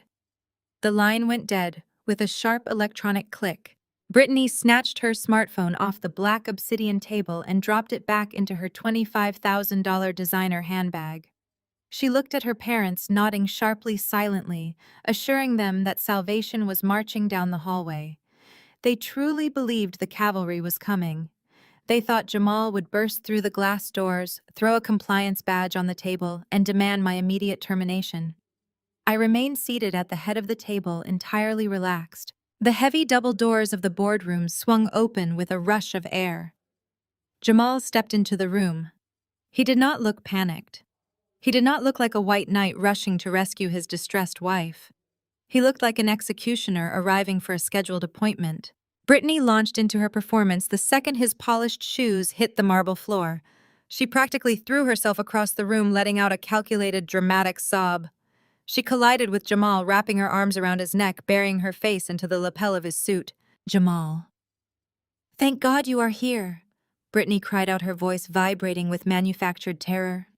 She is a monster. She is using fake financial documents to extort us. She is a complete psychopath trying to ruin my family because she is jealous of me. You have to call human resources right now. You have to get security and have her thrown out of this building before she destroys my father's legacy. Jamal, do something. She is ruining us. Richard stood up, trying to project masculine solidarity with his son-in-law. We need corporate compliance involved immediately, Jamal. This senior partner is executing a personal vendetta using Reed Capital Resources. We just need you to initiate the internal investigation. Jamal stood perfectly still. He ignored Brittany's desperate embrace. He did not wrap his arms around her to comfort her. He did not look at Richard or Patricia. The silence in the glass boardroom grew thick and suffocating. Instead, she saw a glacier. Jamal reached up. He placed his large hands firmly on Brittany's wrists. With slow, deliberate force, he peeled her manicured fingers off his suit jacket. He did not shove her. He simply removed her from his personal space as if she were a toxic contaminant. Brittany stumbled back a half step, her high heels clicking awkwardly on the marble floor. Genuine confusion flashed across her face. Jamal, what are you doing? She asked, her voice dropping its theatrical pitch. Jamal did not answer her. He walked past his bewildered wife. He walked past Richard, who was frozen by the sudden shift in the room's dynamic. He walked past Patricia, who shrank back into her leather chair. Jamal walked straight to the head of the polished obsidian table. He stopped right next to my chair. He set his worn leather briefcase on the glass surface and turned to face his in-laws. He stood shoulder to shoulder with me, presenting a unified, impenetrable wall of corporate authority. Brittany's eyes darted frantically between me and her husband. The triumphant smirk had entirely vanished. "Why are you standing next to her?" she demanded, panic bleeding into her tone. "Jamal, she is the one attacking us. She is the enemy." Jamal looked at his wife, and the sheer volume of absolute disgust in his eyes was devastating. He looked at her not as a husband viewing his bride, but as an auditor examining a corrupt asset. "Clara did not just audit your company," Jamal stated. His voice was incredibly calm, yet it struck the room with the force of a wrecking ball. "I did. I have been working with her for 2 weeks to uncover every single cent you stole." The air vanished from the room. Richard collapsed back into his chair as if his knees had been physically shattered. Patricia covered her mouth with both hands, letting out a strangled gasp. Brittany stood frozen in the center of the floor, her mouth opening and closing without producing a single sound. "You thought I brought your father's bailout application to a clueless middle manager?" Jamal continued, his tone methodical and relentless. "You thought you could force me to sign off on fraudulent ledgers to save your father from a federal indictment. You thought you could use my professional integrity as a shield for your criminal behavior. But you made a critical error, Brittany. You threatened my career, my license, and my children over a lie. So I took your father's financial portfolio directly to the most ruthless senior partner in this entire building. I brought it to Clara." Brittany shook her head wildly, refusing to process the reality crashing down on her. "No. No, that is impossible. She is lying to you, Jamal. She manipulated the data to make it look like I did something wrong. You know me. I am your wife." Jamal reached into his briefcase. He did not pull out a compliance badge. He pulled out a thick stack of printed financial records. He slammed the stack onto the glass table. "Do not insult my intelligence," Jamal said, his voice dropping into a lethal commanding register. "Clara did not manipulate a single digit. I tracked the wire transfers myself. I found the synthetic leases. I uncovered the offshore holding companies in the Cayman Islands. I traced the phantom vendor invoices directly back to your personal consulting fee ledger. I spent 80 hours mapping the exact trajectory of your embezzlement. You siphoned $20,000 a month from a failing company while your father stopped paying his employees' payroll taxes. You committed corporate fraud, Brittany." Richard buried his face in his hands. The illusion was dead. The man he thought he could fool was the very architect of his destruction. I sat quietly watching the golden child realize that the very person she had tried to weaponize was the one holding the blade. Jamal stood tall, an unshakable pillar of absolute truth, ready to deliver the final crushing blow. Jamal reached across the polished obsidian table and pressed his finger against the control panel. The massive smart screen on the far wall flickered. The damning corporate ledgers containing Richard's federal tax evasion vanished. In their place, a new set of documents materialized. These were not stamped with the logos of shell companies or offshore accounts. These were standard retail banking statements, the kind any ordinary household receives in the mail. I sat back and watched a masterclass in forensic destruction. Jamal did not raise his voice. He did not need to. The lethal precision of his presentation was terrifying enough. When you demanded that I commit wire fraud to save your father, Jamal began keeping his eyes locked on Brittany. You made a tactical error. You reminded me that I am a senior auditor. My entire career is built on finding discrepancies that people desperately want to keep hidden. When I realized you were embezzling from the family business, I asked myself a very simple question. If my wife is willing to steal from her own father to fund her shopping addiction, who else is she stealing from? Brittany took another step backward. Her spine hit the glass wall of the boardroom. The arrogant fire that usually burned in her eyes was entirely extinguished. She looked like a ghost. I audited our own house, Jamal stated. He tapped the screen. Two specific financial portfolios appeared side by side. They were 529 college savings plans, the accounts Jamal had set up the week each of their children was born. I knew from our late-night conversations how fiercely Jamal protected those accounts. He took extra shifts, sacrificed his weekends, and lived on break-room coffee just to ensure his kids would never have to take out a student loan. Those accounts represented his blood, sweat, and absolute devotion as a father. Look at the balance, Jamal commanded, gesturing to the glowing white numbers on the screen. Richard and Patricia turned their heads to look. The balance on both accounts was 0. Patricia let out a sharp gasp, her hands flying to her mouth. Richard stared at the screen, his mind struggling to process the betrayal. Even for a man who withheld taxes from his own employees, the idea of robbing infants of their future was staggering. 3 weeks ago, Jamal explained, his voice growing dangerously cold, the cash flow from your father's failing real estate firm finally dried up. The $20,000 a month you were siphoning stopped coming through. But your luxury credit card bills did not stop. The creditors started calling our home. You panicked. You knew that if I saw those statements, I would realize you were spending hundreds of thousands of dollars we did not have. You needed liquidity immediately to cover your tracks. Jamal tapped the screen one more time. A highly magnified digital signature document appeared. It was a withdrawal authorization form from the investment bank managing the college funds. You needed both parental signatures to liquidate a 529 plan, Jamal said. You logged into my secure email from my home office computer. You bypassed the two-factor authentication because you knew my passcode. And then you forged my digital signature. You drained every single cent I had saved for our children over the past 5 years. You triggered a massive early withdrawal tax penalty, and you took the cash to pay off your secret designer debt. The silence in the boardroom was absolute. The golden child illusion did not just crack. It shattered into a million irreparable pieces. Patricia looked at her favorite daughter with an expression of pure, unadulterated horror.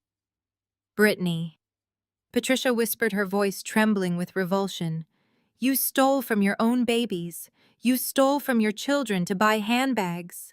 Richard looked physically sick. He had spent his entire life elevating Brittany, holding her up as the pinnacle of their family's success. He had kicked me out into a deadly blizzard just to protect her reputation. And now he was staring at a woman who was infinitely more corrupt than he could ever be. She was a financial predator who fed on her own offspring. It was a bridge loan. Brittany shrieked, her voice cracking in a desperate attempt to salvage her ruined image. She pushed away from the glass wall, holding her hands up defensively. I was going to put it back. I swear I was going to put it back. Once Daddy got the $10 million bailout from the firm, I was going to replenish the accounts. I just needed to float the credit payments so you would not find out. I was protecting our marriage, Jamal. You were protecting your vanity, Jamal fired back, slicing through her pathetic excuses with absolute authority. You did not secure a bridge loan. You committed identity theft and wire fraud. You robbed the people you are biologically programmed to protect. You looked at our children, and you decided your country club status was more important than their education. Brittany turned to her parents, her eyes wide and pleading. Mom, Dad, please tell him. Tell him I had to do it. You know how important it is to maintain our lifestyle. The other wives were starting to ask questions. I had to keep up appearances. Daddy, you understand, right? You hid debt too. We do what we have to do. Richard actually recoiled from her. He stepped away, physically distancing himself from the monster he and Patricia had created. For the first time in his miserable life, Richard realized the true cost of his toxic parenting. He had bred a parasite. Do not compare me to you. Richard muttered, his voice hollow and defeated. I tried to save a company. You stole from infants. Brittany stood completely alone in the center of the room. The people who had enabled her worst behavior for nearly 3 decades were now looking at her with absolute disgust. The invincible golden child was completely stripped of her armor. There were no more lies left to tell. There were no more victims left to blame. The balance sheet had exposed her true nature, and the math was undeniable. Jamal closed his briefcase with a loud, definitive snap. He looked at the woman he had loved, the woman he had worked himself to the bone to provide for, and he did not show a single ounce of mercy. The audit was complete. The liability was isolated. Now it was time to execute the final penalty. Brittany stared at the closed briefcase. The sharp snap echoed in the silent room, signaling the absolute end of her marriage. But a narcissist never truly believes they have lost until the very last avenue of manipulation is exhausted. She immediately shifted her tactics. The angry, entitled heiress vanished. In her place stood a fragile, misunderstood victim. She let her shoulders slump. She forced fresh, glossy tears to pool in her eyes. She clasped her hands together in a posture of desperate prayer. Jamal. Please, Brittany whimpered, her voice quivering with perfectly calibrated vulnerability. You are not seeing the whole picture. I was under so much toxic pressure. Growing up in this family, the expectations were crushing me.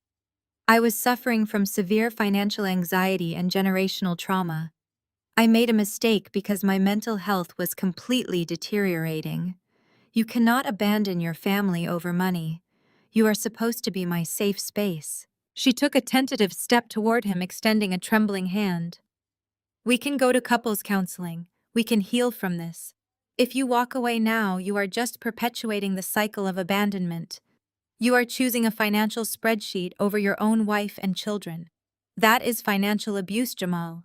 You are financially abusing me by withdrawing your emotional support when I am at my lowest. I sat at the head of the table, genuinely impressed by the sheer audacity of her performance. She had seamlessly woven modern therapy buzzwords into a shield for her own criminal behavior. She was attempting to reframe felony wire fraud and the theft of our nephew's college funds as a mental health crisis. She wanted Jamal to feel guilty for catching her stealing. Jamal did not take a step back. He stood his ground, letting her desperate, manipulative words wash over him like rain against a granite wall. He did not look angry anymore. He just looked supremely tired of her lies. He did not reach out to take her hand. He let it hang suspended in the cold air between them until she awkwardly lowered it back to her side. You are incredibly fluent in the language of therapy, Brittany, Jamal stated, his voice completely flat. But you are fundamentally misunderstanding the situation.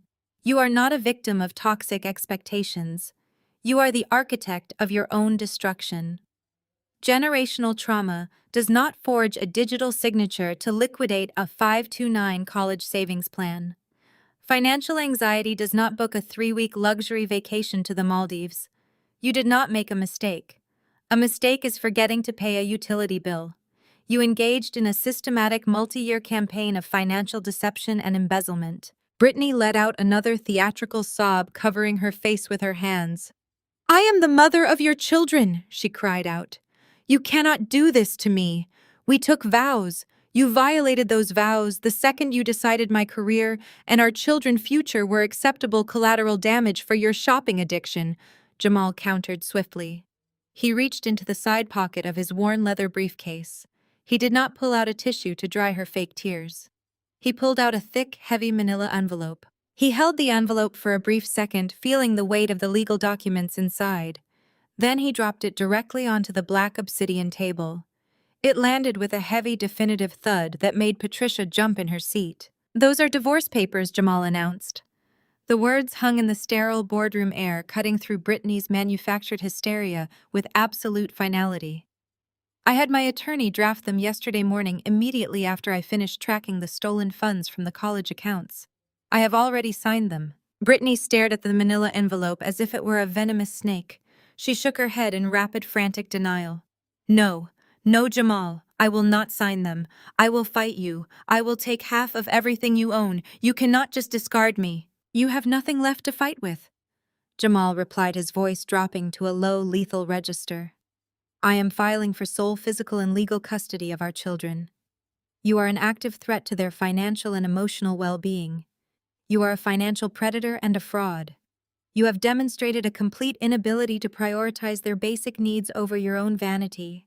I will not allow you to raise them in this toxic environment, and I will certainly not allow you to drain any more of their resources." Richard tried to intervene, his voice weak and raspy. "Jamal, be reasonable. A custody battle will destroy the children. We can settle this quietly. I will personally reimburse the college accounts once we secure new funding." "With what money?" Richard Jamal fired back, turning his sharp gaze on his former father-in-law. "Your company is bankrupt. Your assets are about to be frozen. You are in no position to negotiate on her behalf.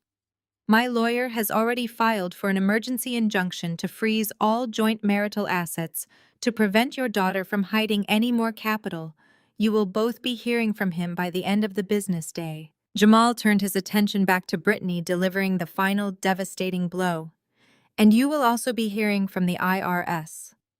When I discovered the offshore accounts and the phantom vendor invoices, I was legally obligated as a certified public accountant to report the discrepancies to federal regulators to protect my own license. I submitted a comprehensive whistleblower report this morning. I handed them the entire audit. Your father's tax evasion, your embezzled consulting fees, the synthetic leases, all of it." Brittany's legs finally gave out. She collapsed into the ergonomic leather chair beside her mother, her pristine designer dress bunching up awkwardly around her knees. The therapy buzzwords evaporated. The fake tears dried up instantly. She was staring down the barrel of a federal investigation, a hostile divorce, and the complete loss of her children.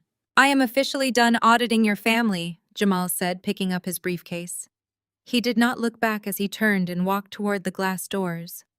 He left the golden child sitting in the ruins of her own making, completely surrounded by the crushing weight of absolute, undeniable accountability. The heavy glass doors hissed shut behind Jamal, permanently sealing us inside the soundproof boardroom.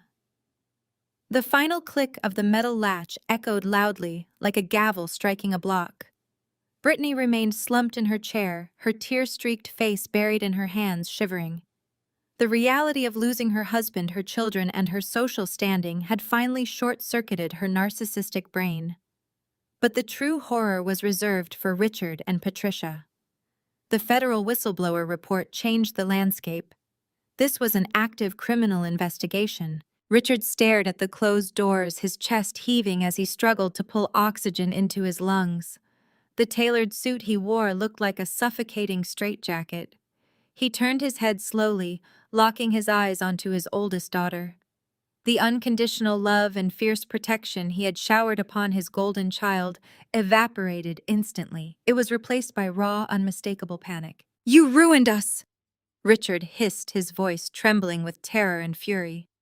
"You greedy, selfish little parasite! You drained my company dry. You forged signatures. You dragged the federal government to our front doorstep." Patricia jumped away from her favorite daughter, looking at Brittany as if she carried a contagious disease. "We gave you everything," Patricia shrieked, her country club facade obliterated.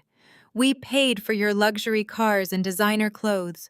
We covered up every mistake you ever made, and you repay us by stealing $750,000 and getting your father investigated for tax evasion. You completely destroyed this family." Brittany looked up, her dark mascara smeared. She reached a trembling hand toward her mother. "Mom, please help me. I am your daughter. I do not have a defense lawyer. Jamal is going to take my babies. I am not helping you." Patricia snapped, smacking Brittany's hand away. "You are on your own. We have a legal nightmare to deal with because of your stupidity. You are not dragging us into a federal indictment with you." The swiftness with which they turned on their golden child was breathtaking. For 15 years they worshipped at the altar of Brittany's perfection. They sacrificed my teenage life to protect her reputation, but the second their survival was threatened, they threw her to the wolves without a second thought. Their parental love was conditional, entirely dependent on who provided them with the most social and financial value. Realizing Brittany was now a massive liability, Richard and Patricia turned their panicked eyes toward the only person in the room who held actual power. They turned to me. Richard stumbled forward, bracing his shaking hands on the obsidian table. The arrogance that defined his existence was stripped away. He looked like a broken, terrified old man. "Clara, please." Richard begged, his voice cracking violently. "You are our flesh and blood. You are my daughter. I know we made terrible mistakes. I know we failed you. But you cannot let this happen to us. You cannot let the federal government seize everything I have built. You have the power to fix this right now. You can acquire the debt. You can pay off the tax liens before prosecutors issue indictments. You cannot let us lose the house. You cannot let us go to jail." Patricia rushed to his side, heavy tears streaming down her face. She clasped her hands tightly together, staring at me with pleading eyes. "Please, Clara, have mercy on us. We are your family. We gave you life. You cannot sit in this beautiful office and watch your parents be destroyed. We will do whatever you want. We will apologize publicly. We will make it right. Just sign the bailout papers and save us." I placed my hands flat on the glass table and slowly stood up. I smoothed the lapels of my tailored blazer. I looked down at the two people who created me, the people currently begging for their freedom, and I felt absolutely nothing. There was no joy, no sadness, no lingering anger. There was only the cold, hard reality of the boundaries I built over 15 years. "You want to talk about flesh and blood?" I stated, my voice echoing with measured precision. "You want to talk about family and mercy? Let us talk about a night 15 years ago.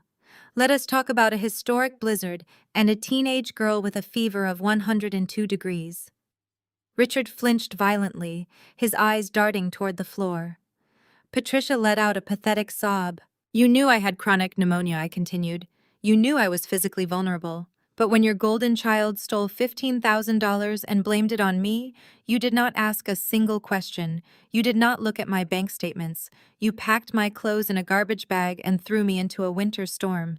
You locked the door. You turned up the volume on the television. You sat on your leather sofa and drank hot cocoa while you let me freeze to death on the sidewalk. You sacrificed me to protect a thief because it fit your perfect narrative." "Clara, we were wrong." Patricia cried out, tears dripping onto her mink coat. "We are so sorry. We regret it every single day." I held up my hand, silencing her. "Do not insult my intelligence," I commanded. "You did not look for me. You never filed a missing persons report. You legally disowned me to protect your precious assets. And when you found out I was a senior partner at an investment firm today, your first instinct was to manipulate me into paying off your criminal tax debt." I leaned forward, resting my fingertips on their financial autopsy. "You are not sorry you threw me out into the snow, Richard. You are only sorry the girl you tried to kill grew up to hold your execution warrant. An apology forced by bankruptcy is not remorse. It is a negotiation tactic, and I am absolutely not buying it." Richard stared at me. The realization that his emotional manipulation had failed completely finally sank into his panicked mind. He had played his last card. He had tried authority, he had tried logic, and he had tried the pathetic, groveling desperation of a ruined father. None of it penetrated my armor. I watched the last remaining spark of hope extinguish in his eyes. He collapsed back into his chair, a hollow, defeated shell of the arrogant real estate tycoon who had walked into my lobby 30 minutes ago. He was waiting for the final blow. He knew I held his absolute destruction in my hands. I reached for my leather briefcase resting on the floor beside my chair. I did not break eye contact with him as I snapped the metal clasps open. I reached inside and pulled out a thick stack of legal documents bound in a sleek black cover.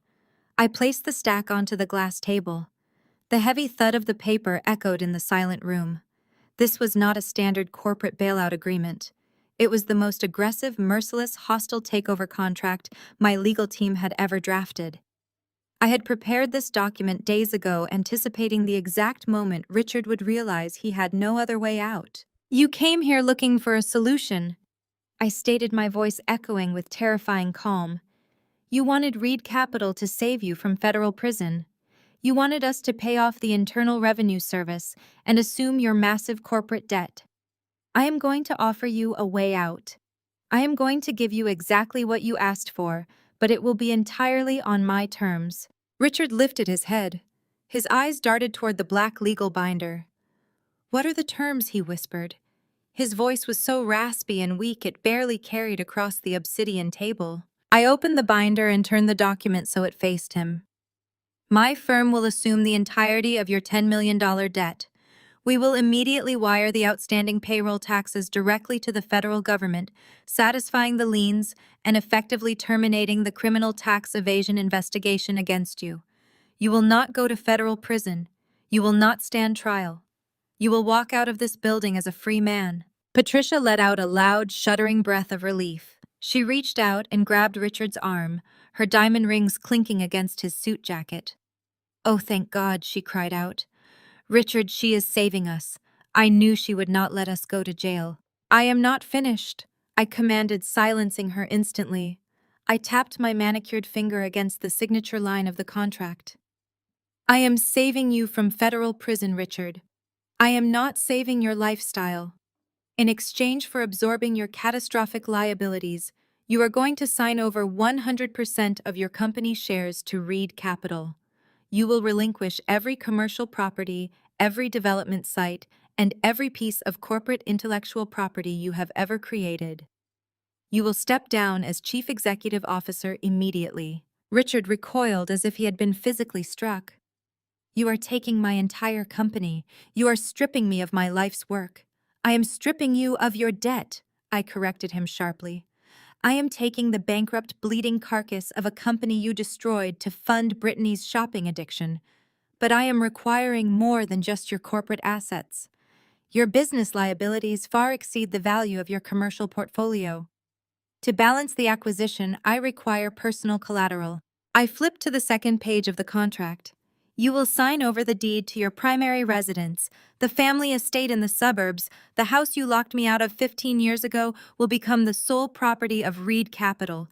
You have 30 days to vacate the premises," Patricia screamed, a raw, visceral shriek of pure horror. "You cannot take my house. You cannot take my home. Where are we supposed to live?" "You can live wherever your remaining personal savings will take you," I replied coldly. "But that estate is no longer yours. It is corporate collateral." Richard shook his head frantically.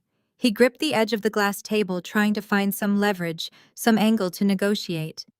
"Clara, this is madness. The company and the house are worth millions, even with the debt.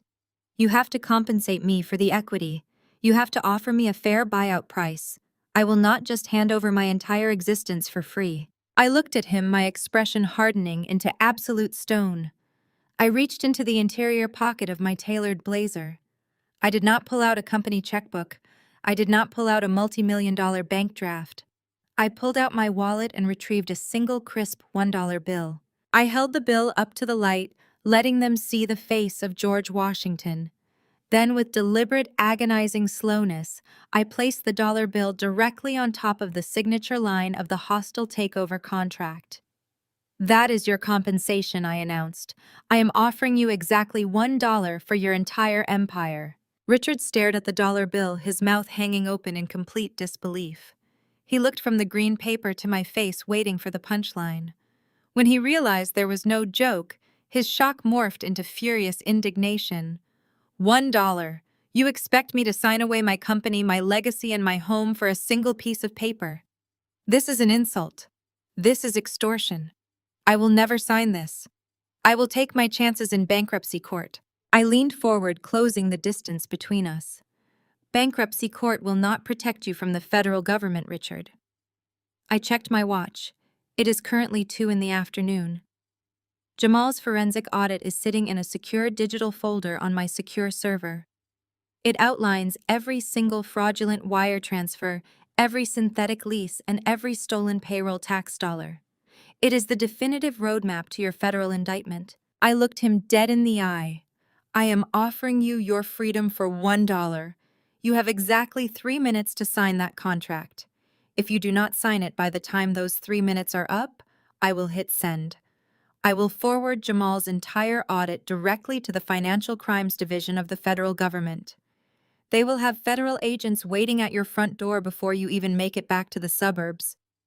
I sat back in my chair and crossed my arms. The clock is ticking. The silence in the boardroom became deafening. Richard stared at the dollar bill. His breathing became incredibly shallow. He was hyperventilating, his eyes darting wildly around the room, looking for an escape route that simply did not exist. Patricia was sobbing hysterically, grabbing his shoulder, begging him to just sign the paper so they would not be arrested. Brittany sat completely paralyzed, finally understanding the sheer magnitude of the destruction she had caused. 1 minute, I announced, my voice cutting through Patricia's crying. Richard reached a trembling hand toward the gold pen he had dropped on the floor earlier. He missed. His fingers were shaking so violently he could not grasp the metal. He fell to his knees on the marble floor, a broken, defeated man scrambling to find the pen. He grabbed it and hauled himself back into his chair. 2 minutes, I stated. He stared at the signature line.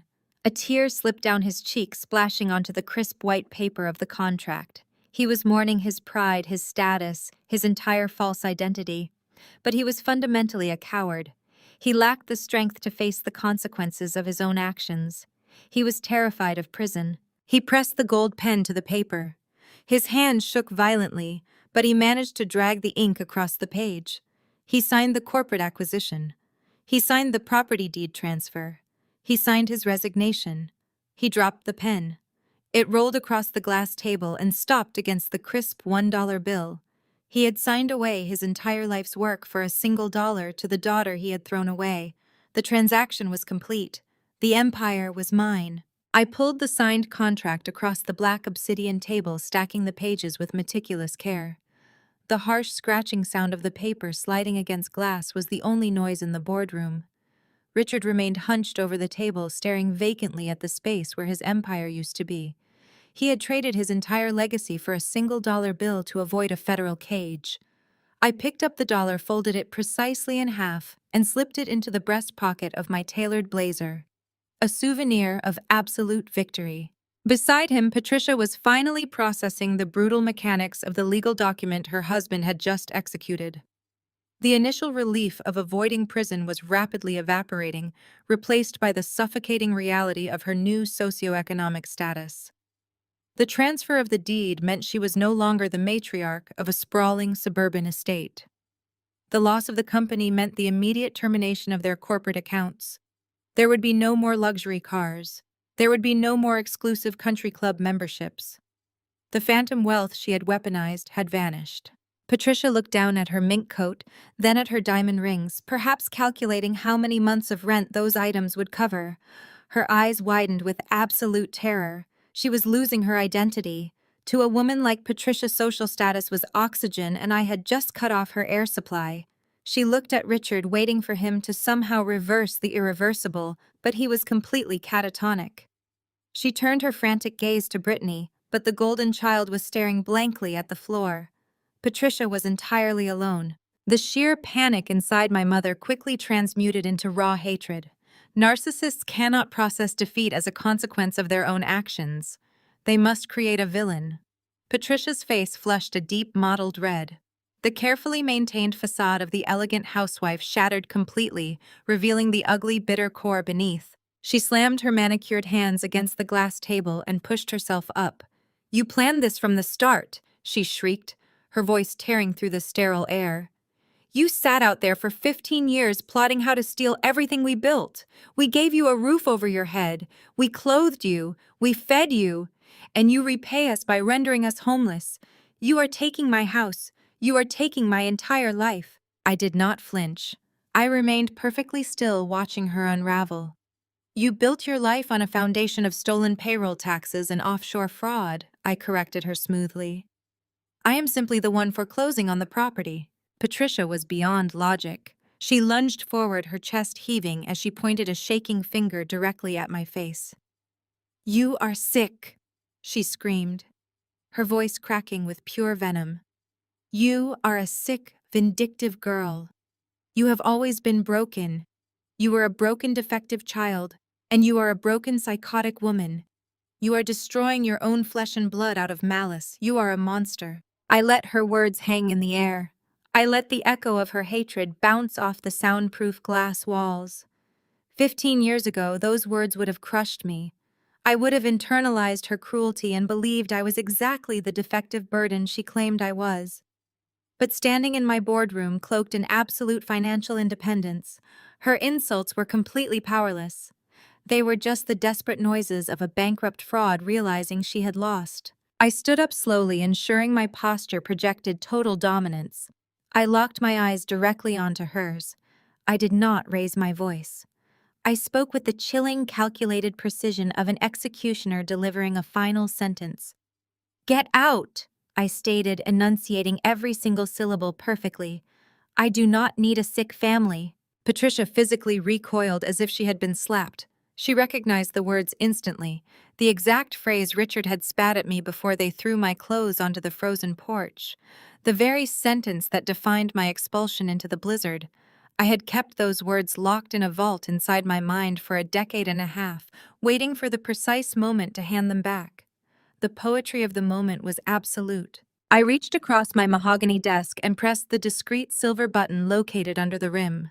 The security protocol initiated immediately. Less than 10 seconds later, the heavy double doors of the boardroom swung open. 4 corporate security officers entered the room. They were massive, silent professionals dressed in dark suits trained to handle hostile corporate evictions without a shred of hesitation. "Escort these 3 individuals out of the building," I instructed the lead officer, my tone strictly business. "They are no longer permitted on the premises. Ensure they surrender their temporary visitor badges at the front desk." The lead officer nodded sharply. He approached Richard, grabbing him firmly by the upper arm. Richard did not fight back. He allowed himself to be hauled to his feet, shuffling toward the door like a sleepwalker. Brittany remained paralyzed until 2 officers flanked her, forcing her to stand. She grabbed her designer handbag, clutching it to her chest like a shield, and let them march her out of the room. She kept her eyes glued to the marble floor, utterly destroyed. Patricia, however, refused to go quietly. When the final security officer grabbed her elbow, she thrashed wildly, attempting to break free. "Do not touch me," she screamed. "I am a respectable woman. You cannot treat me like a criminal. Clara, call them off right now. You will regret this. You will burn in hell for what you are doing." Jamal and I watched them leave. The officer tightened his grip, hauling her toward the exit. Her heels scraped against the polished stone. The heavy glass doors hissed shut, locking perfectly. We were entirely unbothered. The execution was complete, leaving no room for regret. I had truly won this final battle. 6 months passed. In the corporate world, 6 months is 2 fiscal quarters. It is more than enough time to dissolve an empire, liquidate assets, and redistribute wealth. For my biological family, those 2 quarters were a masterclass in the ruthless physics of financial gravity. What goes up on highly leveraged credit must inevitably come crashing down in spectacular, agonizing ruin. The ink on the hostile takeover contract dried the Internal Revenue Service, received their wired funds, and the Reed Capital Asset Management team dismantled Richard's company down to the studs. I did not oversee the liquidation personally. I handed the file to a junior associate because they were no longer worth my billable hours. The fallout was not poetic. It was strictly mathematically logical. Richard avoided a federal penitentiary because I paid his tax debt, but he could not avoid the devastation of his reputation. When the Boston business community learned that he had signed his entire commercial portfolio away for a single dollar to avoid federal indictment, he became a pariah. No bank would lend to him. No developer would partner with him. Stripped of his company and his suburban estate, Richard was forced to enter the actual workforce at 60 years old with a ruined resume and zero marketable leverage. Today, the former real estate tycoon is a shift manager at a big box hardware store in a rundown strip mall. He wears a stiff polyester vest with a plastic name tag pinned over his heart. Instead of negotiating multi-million-dollar mezzanine loans in glass boardrooms, he spends his days arguing with disgruntled contractors about return policies on defective power tools.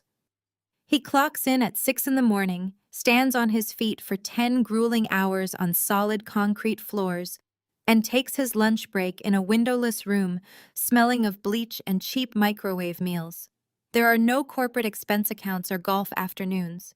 There is only the bleak minimum wage reality he once mocked. Patricia's descent was equally absolute. Her entire identity was built on proximity to wealth. When the mansion was foreclosed and the luxury cars were repossessed by relentless creditors, her social circle evaporated overnight.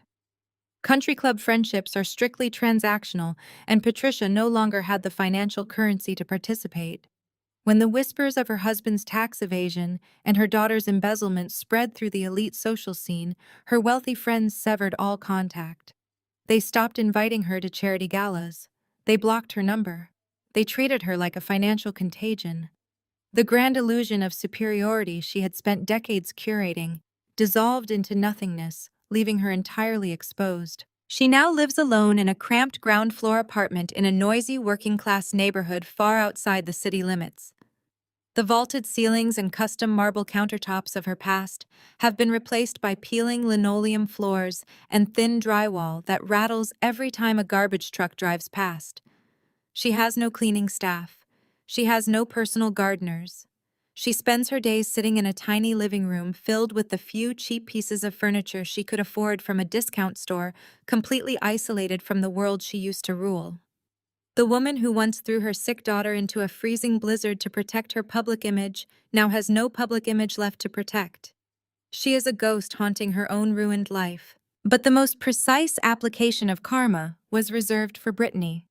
The golden child finally faced a judge who could not be manipulated by fake tears or therapy buzzwords. During the brutal divorce proceedings, Jamal submitted the forensic audit, documenting her felony wire fraud and the theft of their children's college savings. Family court judges have zero tolerance for financial predators who steal from their own offspring. Jamal was granted sole physical and legal custody immediately. Brittany was granted heavily monitored supervised visitation, which she can barely afford to utilize due to the strict legal fees associated with court-appointed monitors. The judge did not stop at custody. Brittany was ordered to pay full financial restitution to Jamal to rebuild the drained savings plans. Without her father's company to siphon money from and completely cut off from Jamal's lucrative salary, Brittany was forced to face the real world with absolutely no marketable skills. She currently lives in a cheap, poorly heated rental unit on the industrial outskirts of the city. To comply with the court-ordered restitution and avoid jail time for the fraud, she works a grueling minimum wage job at a fast food franchise. A significant percentage of her meager paycheck is automatically garnished by the state and transferred directly into Jamal's accounts before she ever sees a dime. The woman who casually dropped $25,000 on a designer handbag now wears a greasy uniform and counts out exact change for drive-through customers. They tried to reach out, of course. Desperation breeds a very specific kind of delusion. Over the past 6 months, a slow trickle of letters has arrived at the reception desk of Reed Capital. The envelopes are thin and cheap, the handwriting shaky and desperate. They beg for forgiveness. They plead for a second chance. They ask for just a small financial loan to help them get back on their feet quickly, promising that things will be different this time, that they have finally learned their lesson and changed their ways forever. I do not read them. I do not feel guilt, pity, or curiosity. I simply take a thick black marker, draw a heavy dark line across their names, and write "Return to Sender" in bold capital letters. I hand them back to the mailroom clerk without a second thought. The boundary I built is a fortress of solid steel. There will be no reconciliation. There will be no rescue. They are reaping the exact harvest they planted 15 years ago, and I am far too busy running an empire to ever look back. The snow was falling steadily over the Boston skyline, a gentle rhythmic dusting of white that blanketed the city in a serene, peaceful glow. I stood by the floor-to-ceiling windows of my penthouse, a steaming mug of spiced apple cider warming my hands. I watched the snowflakes dance against the reinforced soundproof glass. 15 years ago, a winter storm exactly like this one had nearly ended my life. I was a sick, terrified teenager locked out in the freezing darkness by the people who were biologically obligated to protect me. Tonight, I was watching the snow fall from the absolute warmth of a $50 million sanctuary that I owned free and clear. The contrast was not just poetic. It was the physical, undeniable manifestation of my absolute victory over their toxicity. The rich scent of roasted rosemary, sage, and caramelized butter drifted through the expansive open-concept living space. I turned away from the winter skyline and looked at my dining room. The custom-cut mahogany table was set for 5. Fine crystal glasses sparkled under the warm amber glow of the modern chandelier overhead. There was no tension in the air. There were no calculated performances, no hidden resentments, and no toxic expectations waiting to be weaponized. There was only the sound of genuine, unfiltered laughter echoing off the high ceilings. At the head of the table stood Donovan Reed, the ruthless billionaire investment tycoon who routinely terrified Wall Street executives. Was currently wearing a beige linen apron over his tailored dress shirt, meticulously carving a massive Thanksgiving turkey. He wielded the carving knife with the exact same lethal precision he used to dissect corporate merger contracts.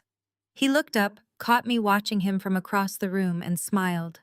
It was a warm, incredibly proud smile.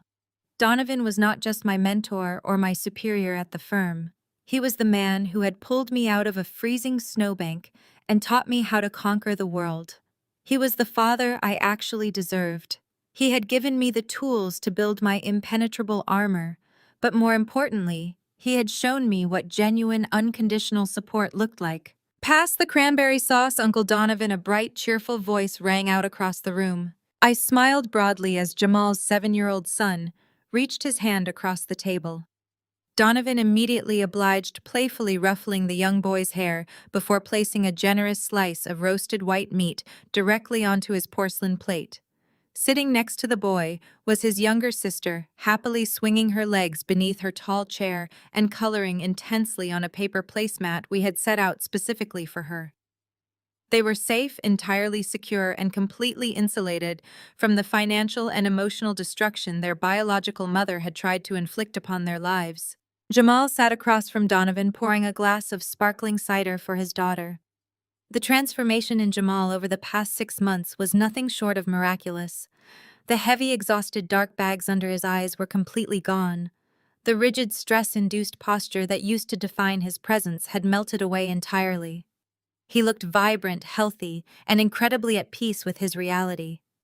Without the suffocating weight of Brittany's endless credit card debt and narcissistic manipulation dragging him down into ruin, Jamal had flourished remarkably.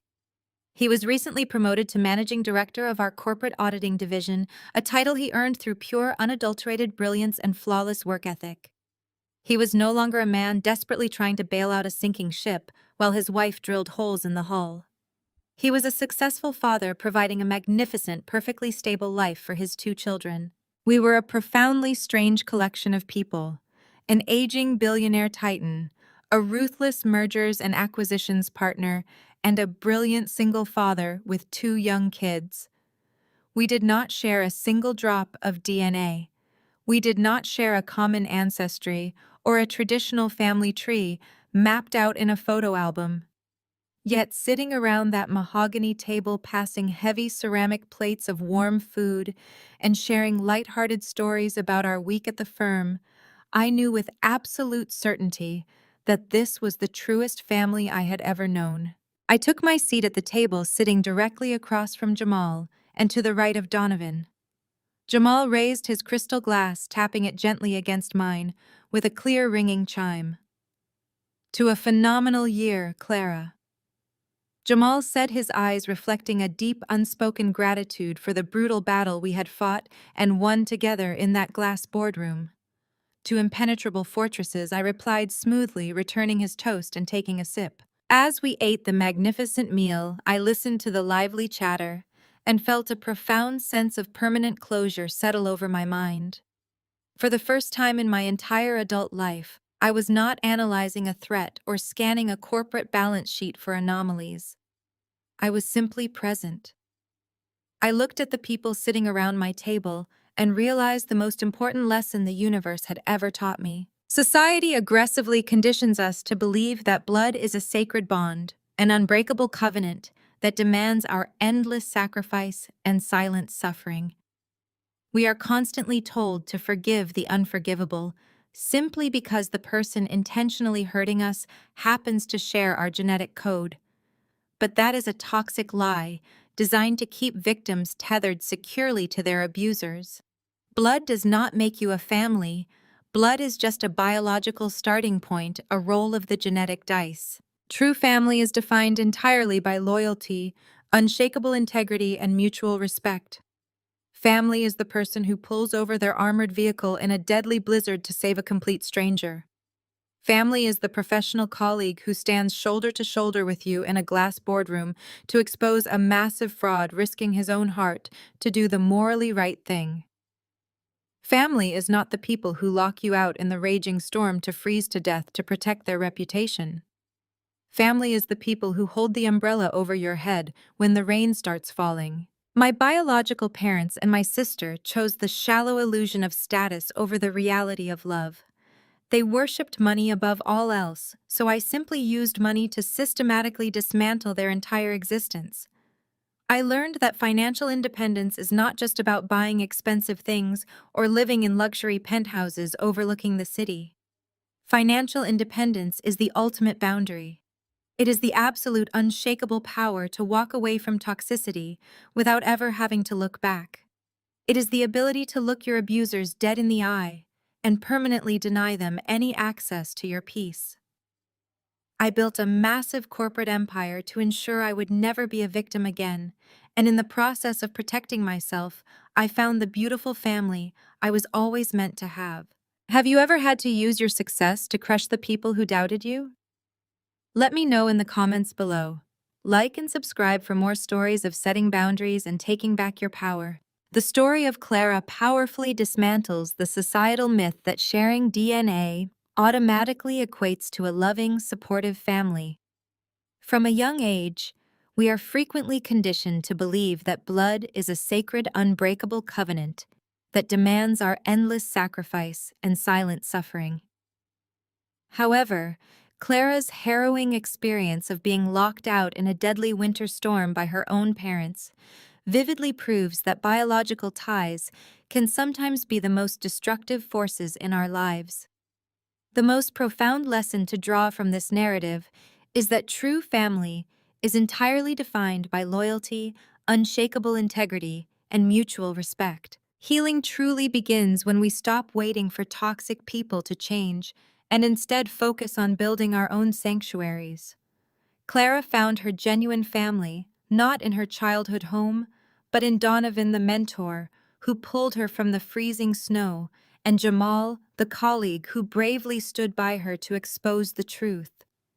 These individuals represent the people who choose to hold the umbrella over your head during the storm, rather than those who purposefully lock you out in the cold. Furthermore, the narrative highlights a critical truth about self-preservation.